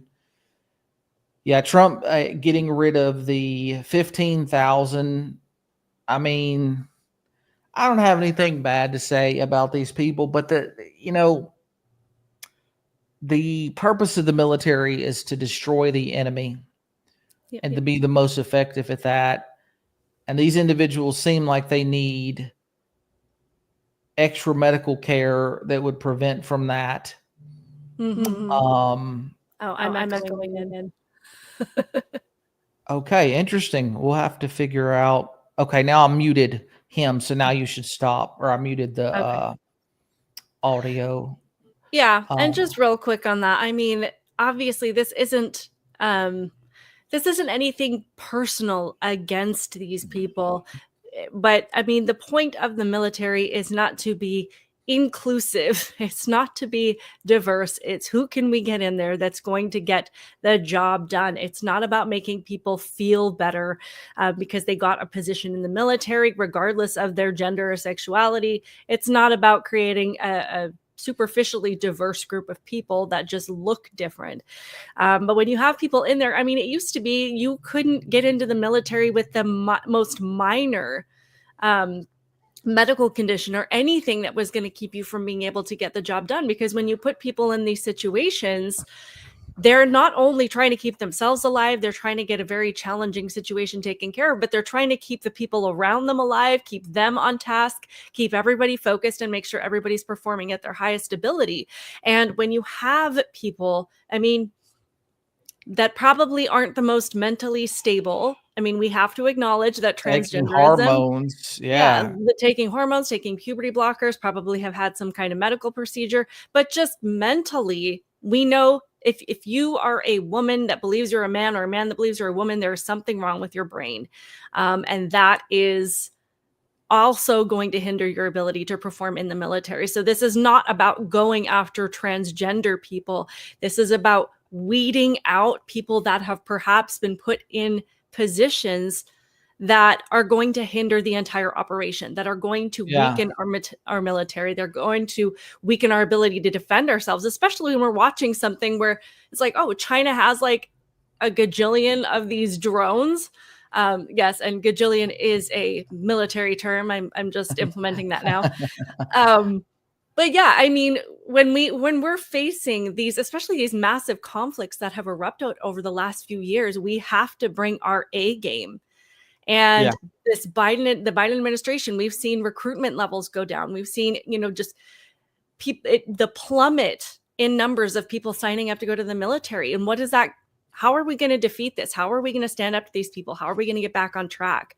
So as I know everybody's like, this is transphobic. It's not. It's not. I feel better about whatever we have to do to get our military back at their A game and back on the top tier. Yeah, absolutely. I agree. It's meritocracy over anything else. And China is mocking us. Russia is mocking us with their super masculine commercials for their military recruitments. And that's what it's got to be, is to win the battle. USMC, I appreciate you. He says, and drones are only useful against static enemies, makes occupations or entrenched warfare almost impossible. That's a good distinction. I think they're getting better at everything, but I appreciate your context. Obviously, you've had some experience there. Ukrainians withdraw from the center and flee boilers south of the city as Russian troops make a play for this railway. I mean, there's a lot of propaganda. I try not to say for certain, I try not to form 100% certainty opinions about the war, but it seems like, from what I've seen from multiple sources, Ukraine is getting crushed. The West seemed like France and England said that if Trump withdraws NATO money, then France and England are going to send troops into Ukraine. And it seems like they're serving globalists. They want society to collapse so they can more easily form a one world government. Mm-hmm. That they can make a lot of money rebuilding Ukraine. I don't know how the hell that BlackRock owns, like, I don't know the exact percentage. I think it's 30% of Ukraine's farmlands. I mean, they're considered the breadbasket of Eastern Europe, but such an evil company to own the farmlands. And Russia warns of nuclear response if West arms Ukraine. Biden's considering giving nuclear weapons to Ukraine. I think that's insane. Some of the left might disagree with me in the chat, but I believe I slightly alluded to it earlier that the USCIA undermined the pro-Russian government in Ukraine in 2014. There was a coup, and ever since then, there's been things happening in Ukraine that's been a threat to Russia's border. And I always do the analogy. I know my normal viewers probably are like tired of hearing it, but there's always new people every time I stream. So I say it anyways. If China had missiles and Mexico pointed at us, we'd be pissed too. We would be ready for invasion. And some people fear that they want a Soviet Union expansion again. I don't see it. I'm open to my mind being changed. If anyone wants to debate about that, any liberal you want to call into the show one day, I know we're about to close out here soon in a minute, but in the future, I'm going to have a phone number. Y'all can call in and debate. I'm open to debating any liberal. We're talking to conservatives as well. Let's see. And I do actually need to get going. Yeah, I understand. It's been a pleasure. It's been great talking to you. Let me throw up your social media real quickly before you head out, so people Yep. know where to find you at. Thank you so much. I'm sitting here and my daughter's crawling on the floor beside me trying to get to her toothbrush. So I've got Hey, I get it. I've That's got to go God's help work. out. Yeah, but I love doing this. This was a great conversation. Yes, Outspoken Samantha on Twitter. I also have a YouTube channel. I talk about a lot of different things, from the recent really fun interview between Cynthia Erivo and Ariana Grande. I just threw up a thing about illegal immigration, so I'm kind of all over the place with what I talk about. Yeah, I'm going to post your channels in chat Thank right you. now for everybody to go follow. This is the way we beat the globalist machine. Is there's more of us, and they can't silence us. And we're grateful for your voice, Samantha, and being part of this fight. And have a good night. And sometimes I host lots of people. You're welcome to join us sometimes, and talk to you soon. Have a good one. Yeah, I'll have to come back. Night, guys. Peace. All right, I'll continue the stream. We'll talk a little bit more about World War III and where we're at with World War III. Again, the UK is acting crazy, and they seem like they just want to start it before Trump goes into office. You've got Russian bombers. I don't know if these are new or not, but I think they're operating in new regions. Trump's going to talk to Kim Jong-un pretty soon, because as you may know, There are, I mean, this is like 90% confirmed. I've heard so many sources say it. There's North Korean troops in Russia. So when you already have multiple countries fighting, that's already a bad thing. And apparently North Korea is the puppet of China. But it's good Trump will be able to re-engage in those talks. We've got to get that taken care of. I want to watch a little bit about Alex Jones discussing these NATO commanders in a minute. But before I come back to that, here's a few more pieces. I'm not even going to watch all of this, but just so you know, there is this is X, by the way. I encourage you, if you're on the, I shouldn't say this for my own sake. The other platforms will shadow ban me for encouraging people to go to X, but what the hell ever, whatever. In 2024, 47% on X identify as Republicans, 48 Democrat. It's a place to debate ideas. It's the place. So I'd encourage people to sign up if they don't have that. In addition to using the platform you have now, you don't have to abandon it. I'll rush through the rest of these stories here. This guy is pissed because Elon called everyone on X citizen journalist. And, you know, I consider myself an activist. I try to be honest. I try to acknowledge my own biases. But there are some independent creators who are like hardcore objective, like very well sourced to a way greater extent than I am. But he's saying that social media reporters are not real. He's pissed because his job is in jeopardy.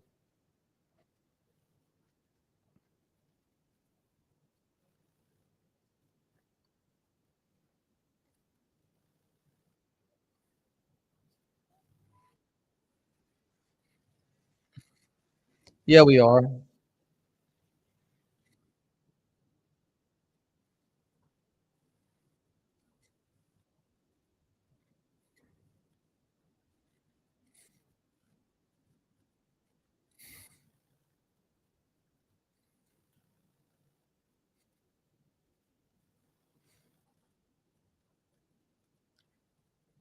Of course, the propagandists at NBC are clapping for that.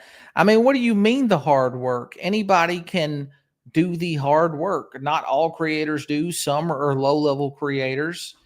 I've tried to do my best to study the U.S. Constitution, to study the major laws that are changing in various U.S. states, to study European law and how globalism has affected their legislation, and various statutory things, looking at policy.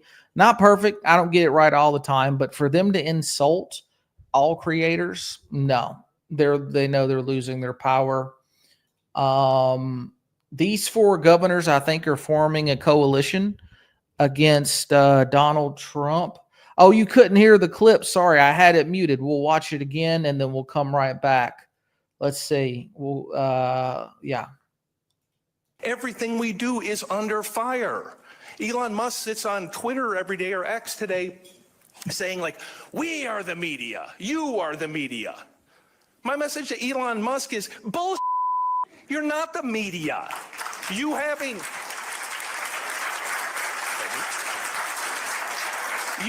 a blue check mark, a Twitter handle, and 300 words of cleverness doesn't make you a reporter. You don't do that by popping off on Twitter. You don't do that by having an opinion. You do it by doing the hard work. Yeah. That's, and I'll so clap Whoa. Those people do the least work, MSNBC. But it's just so insulting. That's like saying that people other than them don't have critical reasoning skills, can't look at sources from a wide variety, compare their objectivity, and create a non-bias report.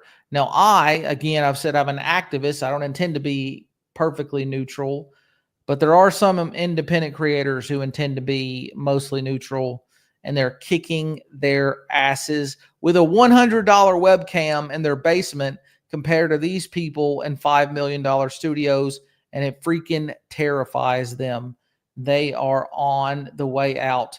I was saying real quick, these governors, I know that this guy and the Colorado governor are forming an association to resist Trump. I don't know what that's going to be, but we might see, again, I've said it before, I think we're on the path to the second American Revolution, peaceful revolution, information revolution, where we take back the government from the entrenched elitist sucking blood from the taxpayer. I think we're on the verge of that. However, before we get there, some of these Democrats might try to secede from the Union. Some of these Democrats might try to say we are completely ignoring federal law. We're going to act like the federal government doesn't exist. So we'll see what happens with that. But yeah, literally the Illinois and the Colorado governor formed a formal coalition to say we're here to pool our resources to resist Trump. Pretty crazy. Okay, we saw that earlier. This was the one I wanted you to see. This is what they're doing in China, where I think we're not ready. Maybe I'm wrong about this. I'm not a military expert, but this to me looks way more terrifying than just a single or two jets, because each one of these could be equipped with, I guess, like small munitions or explosives. And it just seems like a attrition with numbers.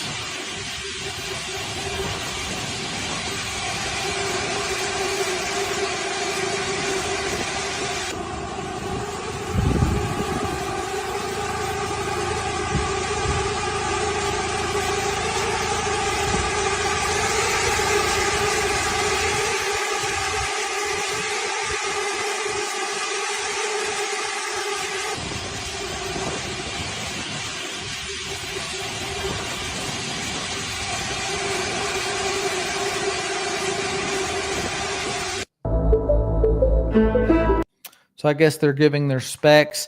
I know I've seen in Ukraine how it's changed everything. It breaks my heart. I've seen Russian soldiers. I've seen Ukraine soldiers. Their last minutes, they're praying to God, save my soul, help me into heaven. I surrender to Jesus. I presume most of them are Christian. Maybe I'm wrong about that. Honestly, I don't know, but I think they are. But they're praying, because here's a drone, a little bitty one like this big, coming at them, and they're gone in 10 seconds, and there's nothing they can do about it. And that kind of thing just, yeah, again, makes me think that's kind of a big role in the future of warfare. Want to watch a bit of Alex Jones to give you the latest on what these NATO commanders. You know, we've got our country elected leaders, and then we've got these NATO commanders. I'm not exactly sure how much influence they have over actual country heads, but some of them are saying, hey, prepare for businesses to start changing their manufacturing for war times, and also prepare for a missile attack. They're saying some crazy stuff. We'll wait for a minute. I might have overloaded my RAM. I've got so much going on, but this should load back in very quickly here in just a second. Yeah. Let's unmute or turn up the volume. Does he have volume? Maybe this tab is muted. Let's figure it out. Yeah. Inciting them, and that's exactly what you're trying to do. I'm a Jew. No, because you're trying to incite them. I haven't tried to incite them. I want to take a picture of the hate crime that You you're could have done it on abiding. the other side. You didn't need to walk over. No, You're I driven wanted to back. go out. I don't now I'm think going to tell you to anyone- move over there. And you can ultimately, go I allowed you to take that video. I allowed you to take that video. So you're refusing to leave? I'm refusing to leave. Why? Because I'm a Jew, I'm a citizen, and I'm your boss. And I don't leave if you say Jews aren't Well, you know allowed on what? the street. In the interest of keeping peace here and public safety, you're under arrest for breach of the peace. Take a minute.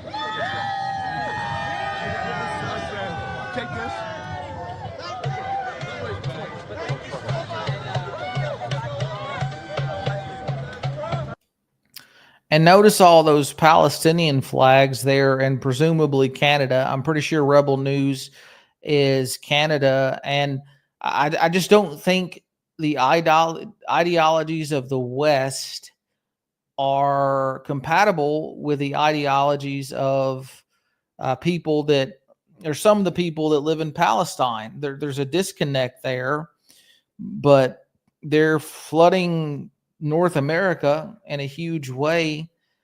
And this guy is a bit provocative. I've seen him before, but I don't think he does anything where he should be arrested. But this is happening. I mean, just if again, not black pill, not saying the world is ending, but they are arresting people for speech. And if the non-political people in the world don't wake up, then it might be irreversible in 5 or 10 years. Once whoever gets the superhuman artificial intelligence first, if it's these governments that are the ones that are in power, use superhuman AI to monitor humans, we're cooked. Like, we're never going to have freedom again. Already in Israel, they use AI to conduct drone strikes, which is wild to me. It's not even a person checking. It's literally artificial intelligence picking targets that have the highest probability of being terrorists and making the decision to bomb their whole neighborhood just with AI. I'm being arrested because I'm standing on the sidewalk in my city. I'm a Jew who lives in this neighborhood, and I'm being arrested because the police say that's the path of least resistance. Yeah, just crazy stuff. Let's go back and listen to a couple of these other guys. I think he has a guest here pretty soon. Let's listen in. Openly waging war on free speech. It's like North Korea has moved to north of the United States, is just intensifying his activities. Let's roll some footage of Ezra Levant of rebelnews.com, Ezra Levant on X, and then we'll talk to the man himself. Here it is. I saw some waving the... Now, they're saying like 95%. Secretly talking of spending nukes. Please go to the site now. But slowly percolating up there in power centers throughout time. And it's very interesting to note that the continuity of government players, very often their people are involved when you get into these deep events in history, whether you can track it all the way back through Watergate, 9/11, the actions of Iran-Contra, and even the debacle of the financial coup d'etat of 2008, along with COVID, all have involved some very serious COG players. So they're right there in the heart of it.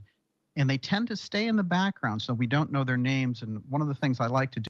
That was what's infuriating. This article name of Time magazine, they confessed it.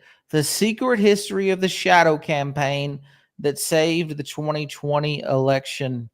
And it's not even if you think just about the tabulations and the numbers, it's the influence campaigns that were done secretively and a lot of times illegally using mail ballots. I'm not going to name his name. I'm on one of his platforms, who spent $500 million putting ballot drop boxes in Democrat neighborhoods only. Do is really popularize who they are, who's running that, and exactly what kind of powers that they have. Because in fact, the COG commander has the ability to take over the United States under emergency power rule. Have a good night, Noodle. Northcom. He's the leader of Northcom, NORAD, and he's the COG commander. So he's a triple threat, as it were. And as we know, Northcom only came on board after 9/11. And so it's a totally artificial organization for running the United States. We never had anything like that before Northcom. And the continuity of government program itself, it's very interesting because it piggybacks on an authentic program, which was to prevent this whole idea about, the Russians bombing the United States back in the 50s. And they built a gigantic infrastructure underground during the Eisenhower administration. And it's quite fascinating because the same thing that was going on above ground with the highway development across coast to coast in America, which really fueled the economy and caused this big boom in the 50s, there was a gigantic underground infrastructure counterpart. So we had all these COG bases built up in the event that there was going to be a decapitation of the United States government and this other government would have to take over. But after a while, it got very fuzzy and the oversight got very...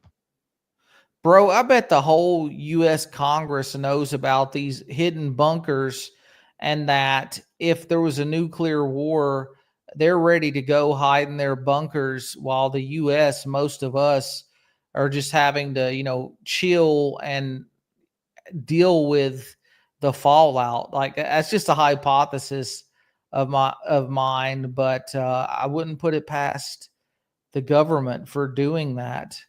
Let's see if we can get this to load back. I have two powerful PCs. Usually they say if you're streaming like hardcore applications, stream with one, run the hardware on the other. I've got to set that up. But stream should be coming a lot more smoothly. I'm going to hire someone soon to help me administer these. I want to look at this comment from Kelly real quick. Canadian here. We are trying, but we are heavily silenced. We're going to keep pushing for you, Kelly, because I don't believe that free speech is an American right. I believe it's a God-given right. And any government who thinks that they have the determination of the freedom of the people there's a lot of words to say for them, but they're authoritarians, and that their will not succeed in the long term. And I think what we're going to see happen in America over the next 4 years is going to inspire the world.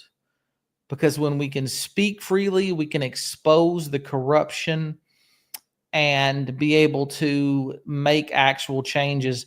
That's been a big thing. Is if X wouldn't have been bought by Musk, and I know I talk about him so much, he sounds like my boyfriend, but having that much wealth and buying a social media platform that doesn't censor when the others do, it's such a powerful thing. It's such a beautiful thing.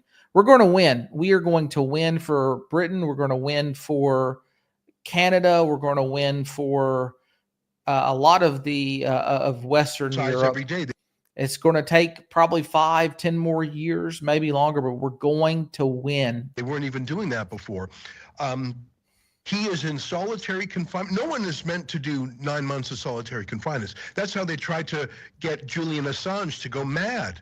I mean, even in the few hours I was in jail with no human contact, no phone, you start to get a little stir crazy. Imagine 9 months of solitary. And that's the UK. And where is the clamor? Where are the civil liberties unions? And I like the fact that Elon Musk is poking at the UK. Alex, you hear me say it? I've always said going to Europe is like getting into a dystopian time machine and seeing 5 years into your own future if you don't change course. The UK is so far down that road. Canada is halfway down that road. And my warning to your listeners, Alex, is do not go down that road. Fight for free speech. It's easier to fight for it in the first ditch than in the last ditch. And I'm worried that the UK is too far gone. They're trying to kill Tommy Robinson by putting him in prison the way they have. I've been arrested, and I think I'm a pretty mild guy, frankly.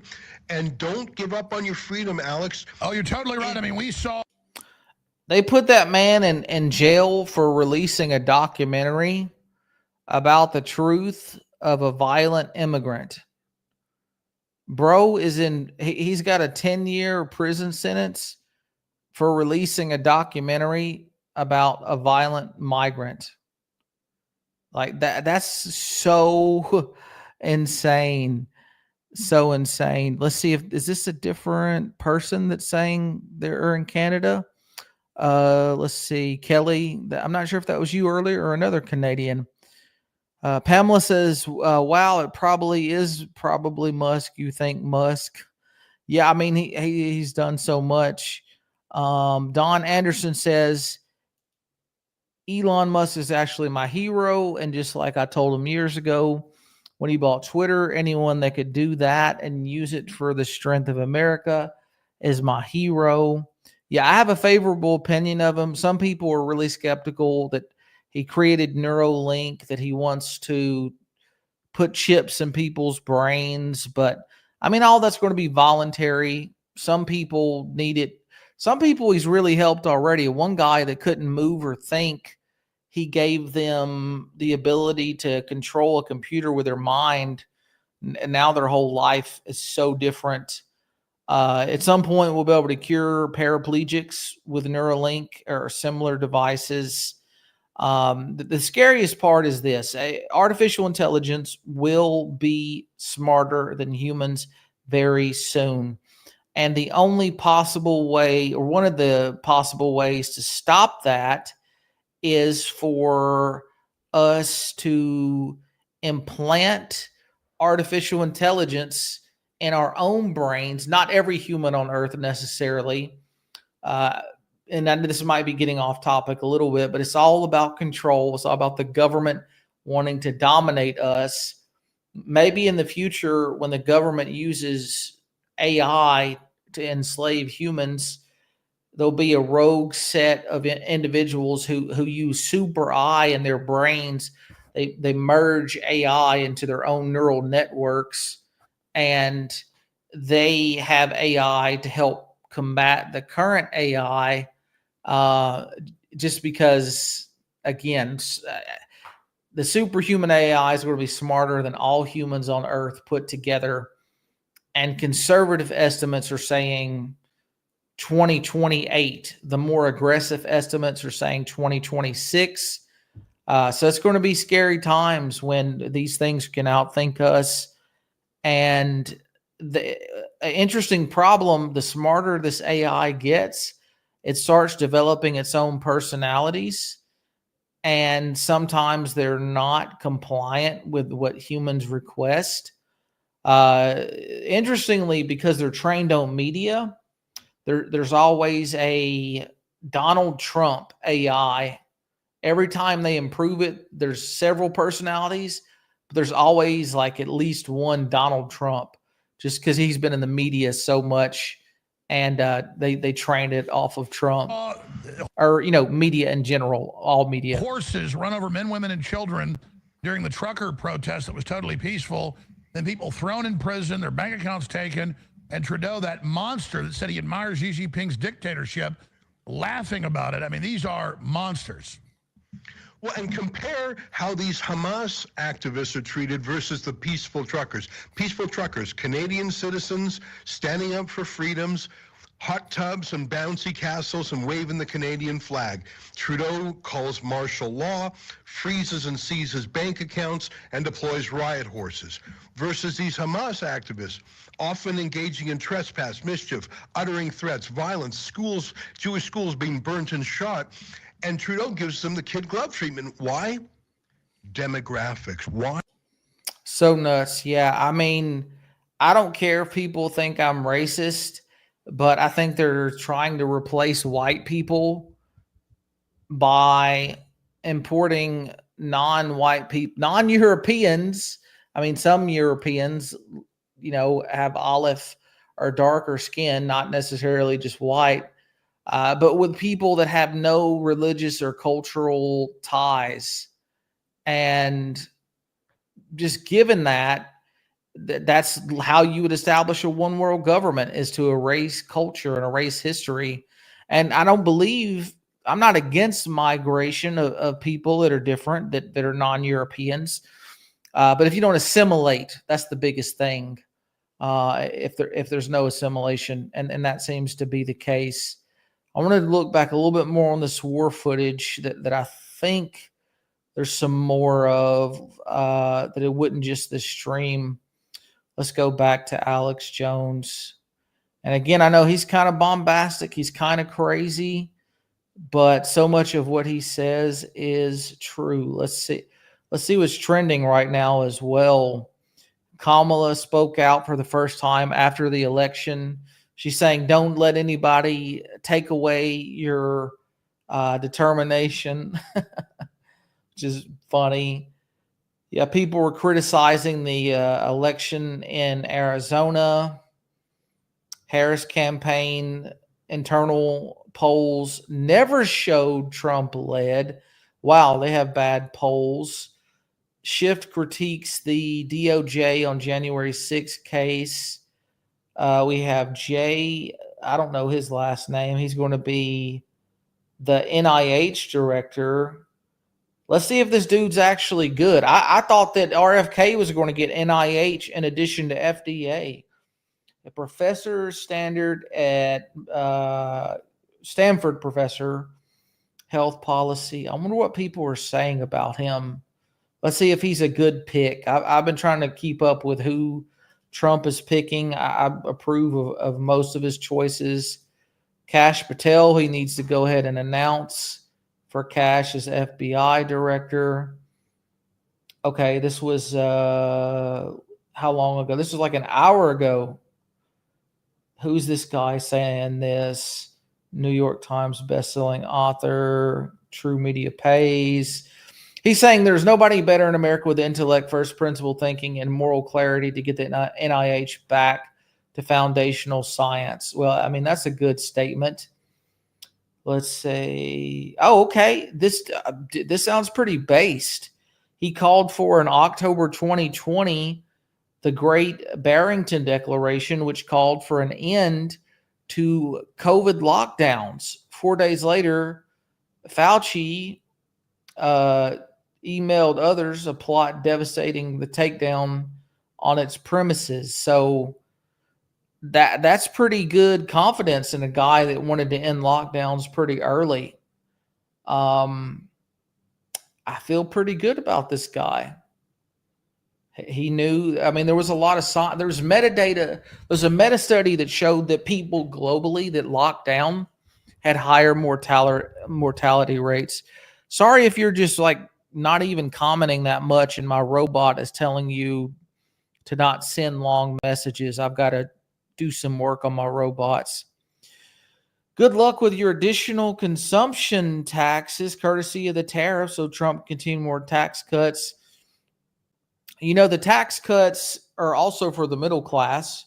The middle class received like record-breaking tax cuts. Those are about to be renewed. And the only reason they weren't permanent is because federal law kept them from being made permanent by Trump the first time.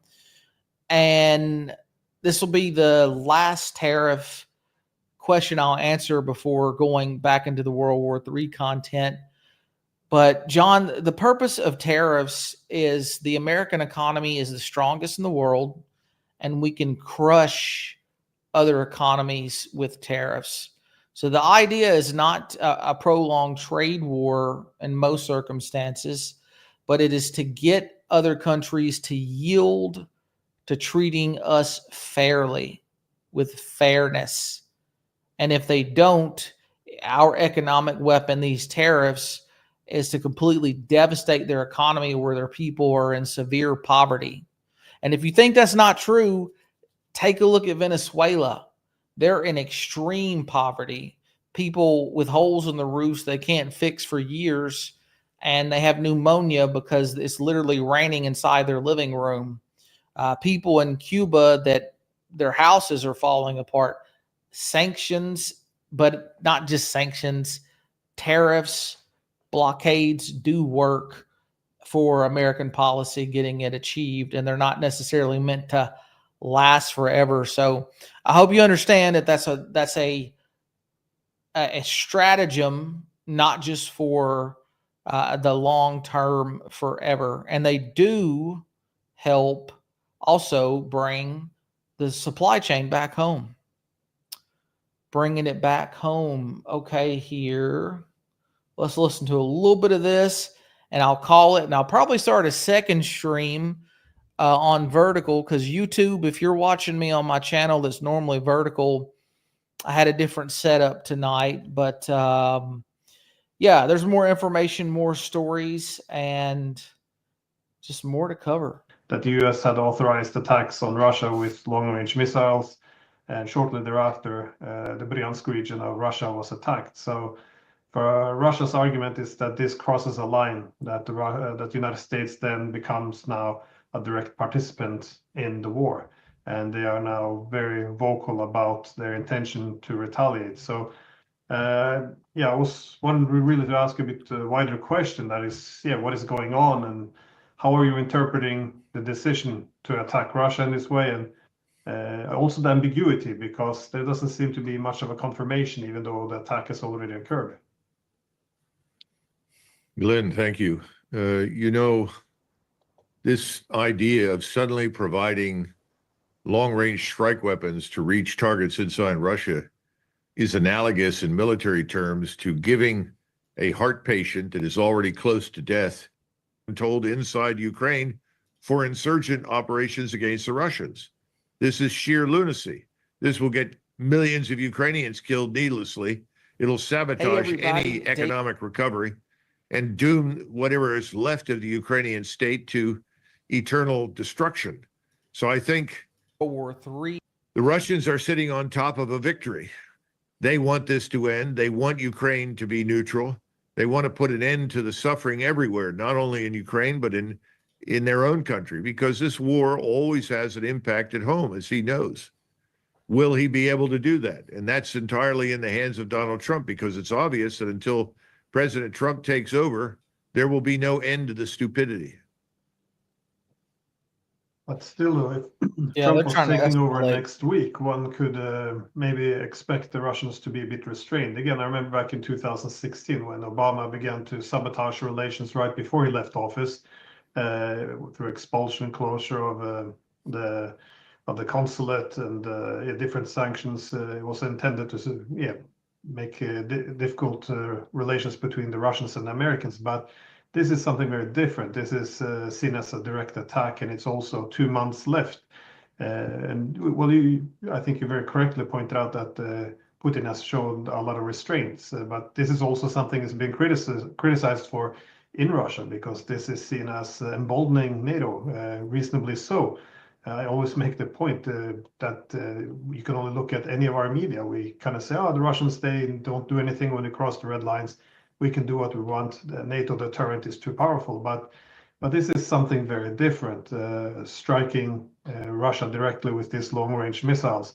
And again, if they do not respond to this, then it's open season on Russia. Then, all the West is now a little bit cautious, it seems, a bit restrained to see how the Russians react. If they do nothing, then, all of this ambiguity about America being behind it, or the limitations imposed on the attackams, all of this will probably begin to go away. So the Russians are under an immense pressure to now strike back. But how do you see a possible retaliation? Is it only, of course, more ruthless attacks on Ukraine seems quite predictable and evident now, but what else could we expect? Do you see any possibilities of going after satellites or NATO targets on NATO soil, or American military bases anywhere else in the world?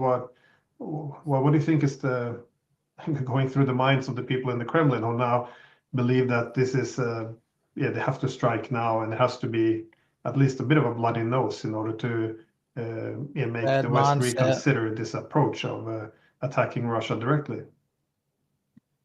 Well, if that is the mindset, and you would be in a position to know that better than I right now, if that in fact is the mentality, there are many, many things that the Russians can do without necessarily striking simply in Ukraine. They could pick targets in Western Europe. They could destroy the British bases on Cyprus. That could be done within minutes, given Russian missile power. I still don't think that that's something that President Putin feels compelled to do. I think what he will do is something along the lines of what I just described. I think you're going to see not only more and more devastating assaults and attacks on targets inside Western Ukraine, but I think you're going to see the movement of the ground force into Kiev.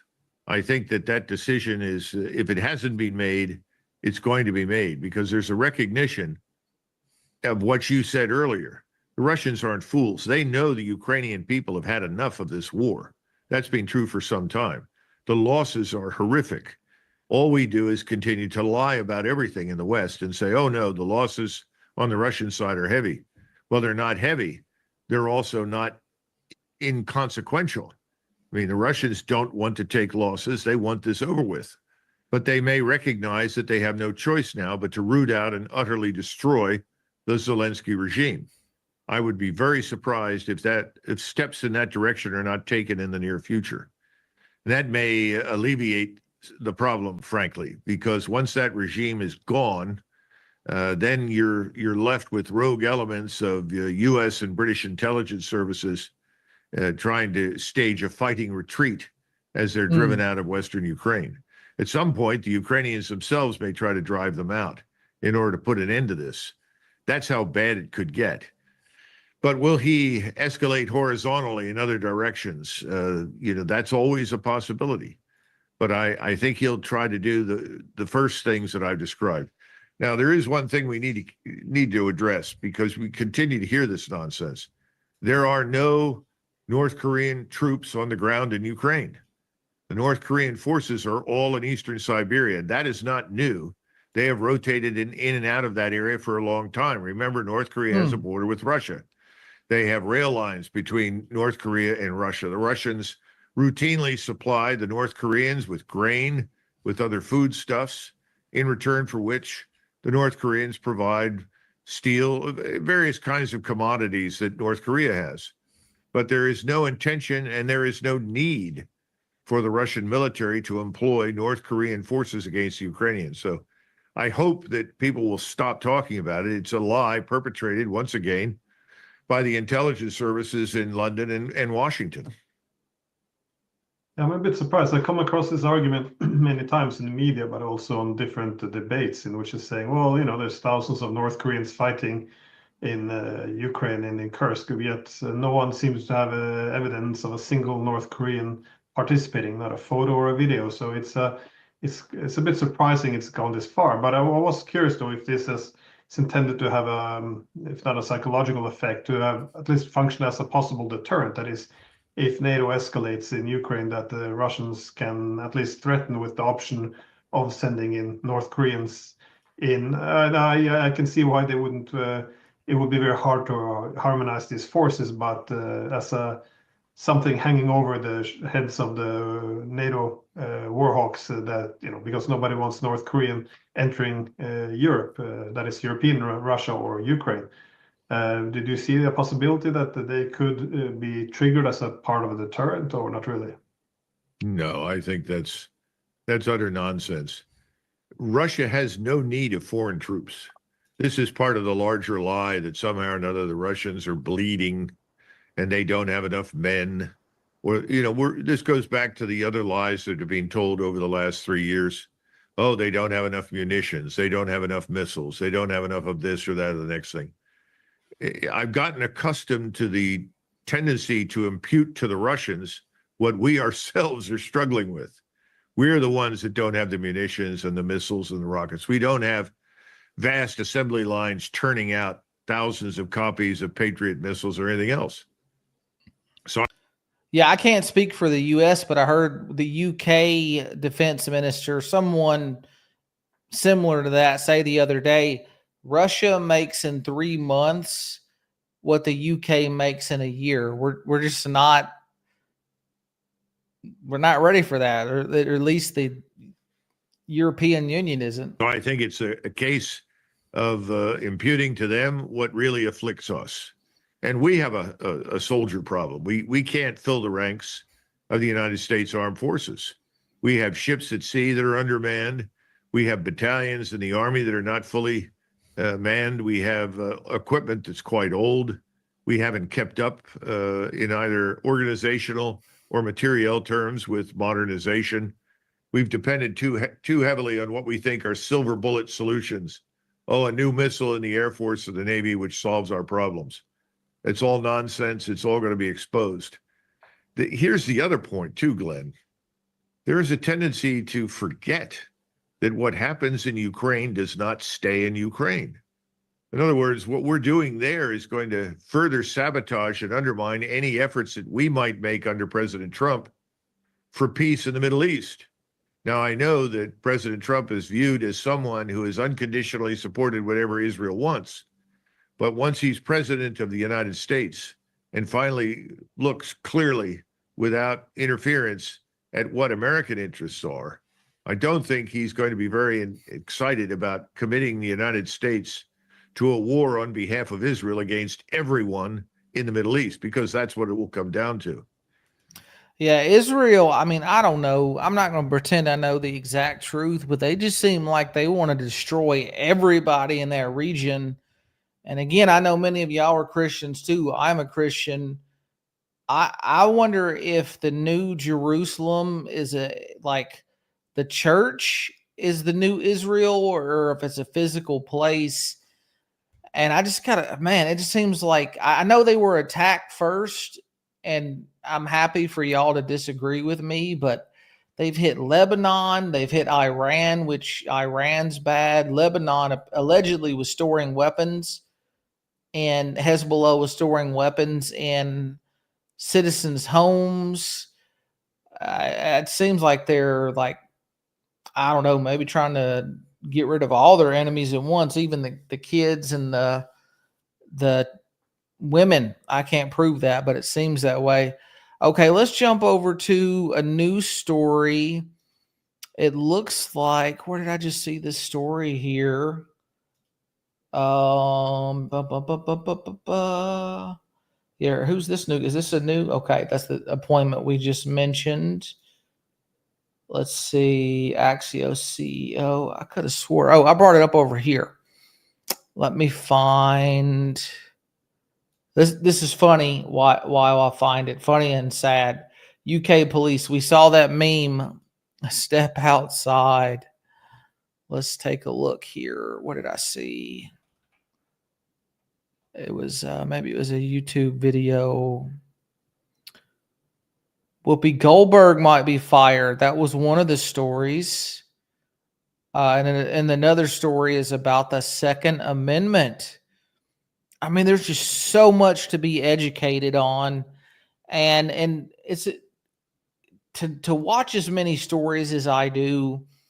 The hope is to create some legislative change and advocate against some of these rhinos, which again I plan to do. Changes could be coming. All I can do is wait and see what he does, and that will inform what I do.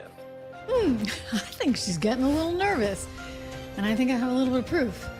Understandably, why? Because you know what? Donald Trump has all the support of the people, and Elon Musk could be moving in on ABC. And what we're seeing here is Donald Trump's presidential transition is getting a thumbs up, and dare I say, 2 thumbs up from the American people. They love it. 2 thumbs up. They love thumbs up, you guys. And Elon is taking on a bigger and bigger presence over on, I nearly said MSNBC. I was going to say X. But there are some rumblings. It may not just be MSNBC that he could be interested in, but ABC as well. Look, they don't like it, even on CNN. Platforms are not regulated right now, which gives them carte blanche to whatever they want right now. Elon is not someone who likes to be regulated. No, he's not someone who likes to be regulated. And he also is somebody who doesn't like when you have the federal government clamping down on speech. I don't think any of us like that. And that's exactly what we dealt with for years. Deep state preventing people like me, Trish Regan, from being out here saying what I believe. Is wait and see. She's been a warrior. She's been great. I'm skipping ahead just so to get to the main points. I'm kind of curious if he's going to buy ABC as well, and if he's going to fire them. What he does, and that will inform what I do. But I know, Eddie. Okay. So, this is a woman who clearly is very worried. If you ask me about her job, I mean, this is why she's, she goes in and then she retreats and says, okay, we got to wait and see. Same exact thing actually happened in yesterday's show, where she got after one of her colleagues saying, hey, no, wait a second, you got to wait and see. It's as though somebody somewhere told her. I think what we're all. That's a good point. I didn't understand it the other day. She told her co-host to quit having TDS, and I thought maybe a producer was getting on her because of low ratings, but maybe she's saying quit having TDS because Elon Musk is about to buy ABC as well. All saying is we're going to sit and watch. We're going to wait and see because we can't do anything else except. I'm not going to wait and see. I mean, this guy is What told do you us he's a you don't- retribution. He's what are going you to be going a to do? What are you dictator. doing? Like, There's nothing to be done until you know what you're fighting. It's pissing in the wind doesn't help. You just get a wet face. But I mean, balanceofnature.com By popping off on Twitter? over at ABC News. Shout out because I'm reading. Okay, it didn't seem like there was a hard confirmation there. That would be really fascinating if there were. Let's see a couple other stories, and we will close out. I saw. So the assault weapon ban. Oh yeah, let's look at this. It seems like the Second Amendment is like gone straight MAGA on 2A for the most part. Not 100%, but an overwhelming majority of the cases regarding the Second Amendment that have reached the Supreme Court has ruled in favor of the textualist, conservative, like traditional way of interpreting the Constitution, not trying, as opposed to the progressive way, which is these are living, breathing words. Let's try to imagine what, Benjamin Franklin or Thomas Jefferson would think about 2024 and make our decision based on that. It's like, no, this is how they felt. These are the real words then, a literal interpretation. So I've seen 3 or 4 cases of the Second Amendment recently. I mean, hell, we might have in the next 5 years fully automatic rifles unbanned and the removal of the special license you've got to get. I know it's legal to get a fully automatic if you have a special Schedule II license, but might get even easier than that. Challenge that we've all been waiting for is now going to be considered by the Supreme Court in just 2 weeks. So let's talk about what's happening in this critical case. Okay, wait a minute. Let me know. I want to talk to you for a minute. I want to know, are they still hiring for those people? Pamela, I'm not sure what you mean. Are they still going to fire Whoopi Goldberg? Maybe it's not clear yet. That's why I skipped through that video. It seemed like there wasn't a clear assertion. Now, really quick before we jump in this video, I want to thank one of the main supporters of this channel, which is First Form. First Form's an amazing company. And another reason I'm jumping through some of these videos is I don't want to get copyrighted. Some content creators don't like you using their content, but some of it I think it's fair use to criticize. So instead of watching the whole thing, I'll jump they're through. pro-freedom, pro-America, issued their Bruin decision. The Bianchi case was granted, vacated, and remanded back down to the Fourth Circuit for a new decision in light of what the Supreme Court said in Bruin. This case was then opened back up in the Fourth Circuit, and a 3-judge panel held oral arguments in this case, but then this case sat dormant. No decision was issued for 13 months. Then suddenly out of nowhere, the Fourth Circuit en banc panel showed an interest in this. They took the case out of the hands of the 3-judge panel, and they issued their own decision. In that decision, the majority of the Fourth Circuit stated that the assault weapons at issue fall outside the ambit of protection offered by the Second Amendment because, in essence, they are military-style weapons designed for sustained combat operations That's the that are Fourth ill-suited Circuit, not and SCOTUS. disproportionate to the need for self-defense. Now, there was dissents out of the Fourth Circuit. There was a dissent from Judge Richardson, who was then joined by Judge Niemeyer, Agee, Quattlebaum, and Rushing. Those dissents in the Fourth Circuit stated that the majority decides that Maryland's ban is perfectly consistent with the Second Amendment, but the majority's rationale disregards the Second Amendment and controlling precedent. Rather than considering the amendment's plain text, the majority sidesteps it altogether. I mean, yeah, you're right. Fully automatic for shoplifting mobs. They do illegally modify those weapons, but that's the biggest problem in these inner city democratic cities more than anywhere else. And what better way to defend against those than have your own legally?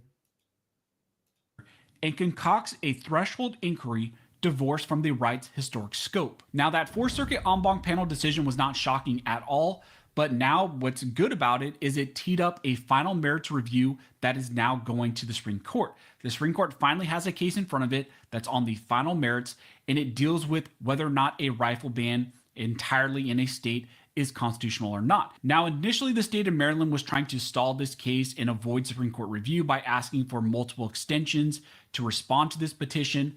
The Supreme Court recently did give them some partial extensions, but the state was still ordered to file their response by November 12th so that this case could be distributed to conference before the end of this year. Maryland did file their response briefs to the Supreme Court, and they tried to frame the response brief. Maryland's main position is that this law brief, Maryland's main position is that conflict among the lower courts. The state of Maryland also argued that the Supreme Court's Bruen decision left intact the whole statement that included that even if the weapons are protected under the text of the Second Amendment, Maryland's law is constitutional because it falls squarely within the strong tradition of regulating excessively dangerous weapons once it becomes clear that they are exacting an inordinate toll on public safety and societal well-being. In the response brief, Maryland's main position is that this law does not violate the Second Amendment because they believe AR-15s are one and the same with M16s, which we to possess firearms that are in common use for lawful purposes.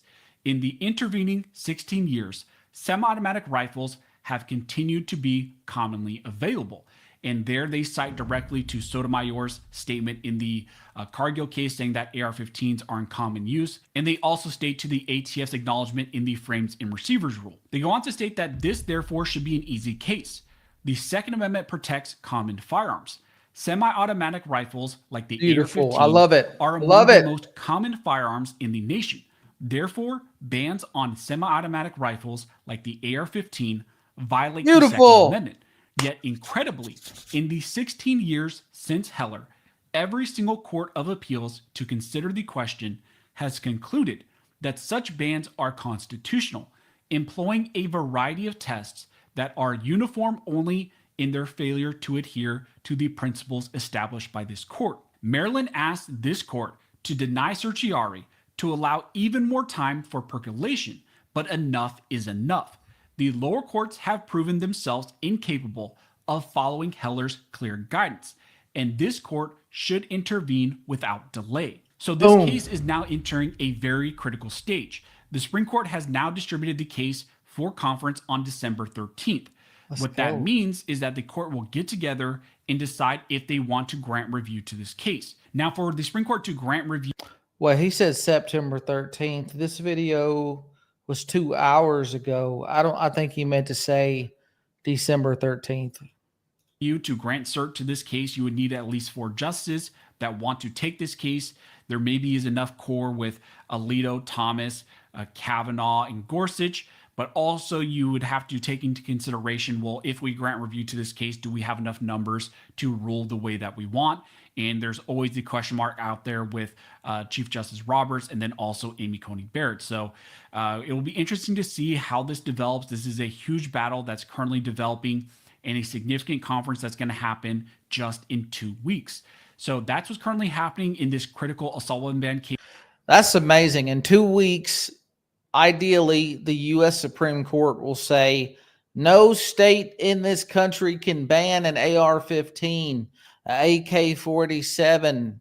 There's an M platform. I don't know too many rifle platforms, but they just keep going pro A. And I do worry about Amy Coney Barrett as well. Honestly, I wish Trump could replace her with his next pick. I know they have lifetime appointments, but Trump really needs to go like full hardcore MAGA and, you know, screw the Dems and whoever they think they want to try to obstruct. They gave Kavanaugh hell, and he's been moderate. He's been like nowhere near what Thomas and Alito have been. They've been like the historical, accurate way to interpret the Constitution. No one has done it better than them because the Constitution errs on the side of liberty. It should always be interpreted in such a way as the pursuit of liberty was desired in the 1780s, and also what that means for today, but thinking in that original perspective that the founders had. So we'll see what happens with Trump's next picks. I'm going to go ahead and end this stream. I might start up another stream on a different topic in a little bit, just because, again, there's so much news to cover. I think a stream over this length doesn't get as many views, but I'll be back in a few minutes. If you're up, great. If not, follow. If you're not, subscribe. I'm going to be covering the Trump administration the whole time, some of the victories, helping you realize who the rhinos are, how to get the rhinos to take action. If the rhinos fail to take action, how we can vote them out collectively, even if we're not in their district or they're not in our district. We're going to win. It's going to take Congress, but conservatives have got to get smart enough to be activists to get out bad politicians. And the left has gotten really good at this. If you don't follow the party line in the left, they'll kick you out. And I don't think we should have be hive minds like the liberals, but we need rhinos to like at least somewhat be closer in value to MAGA, or it's a failed party and we'll never recapture the country, but we will. I'll look at this final comment here. Deanna says Trudeau is a true idiot, and I fully agree with what Trump is doing, and I'm Canadian, so stop bitching because that idiot did this to Canada. Yeah, I'm not sure, Deanna, who you're if you're referring someone in the comments or me, but I want Trudeau to bow to Trump because Trudeau does seem like a dictator, and his approval rating has been horrible recently. So hopefully y'all can call an election. I don't know parliamentary system too well. Hopefully an election can be called soon. You can vote them out and get some common sense back, but we are going to win. It's going to be painful. There's going to be a lot of setbacks, but we are going to win. God bless this nation, restore the Constitution, the Bill of Rights, help freedom prevail all over the world. Amen. Talk to y'all soon, maybe in just a few minutes if I start another stream. Take care. Peace.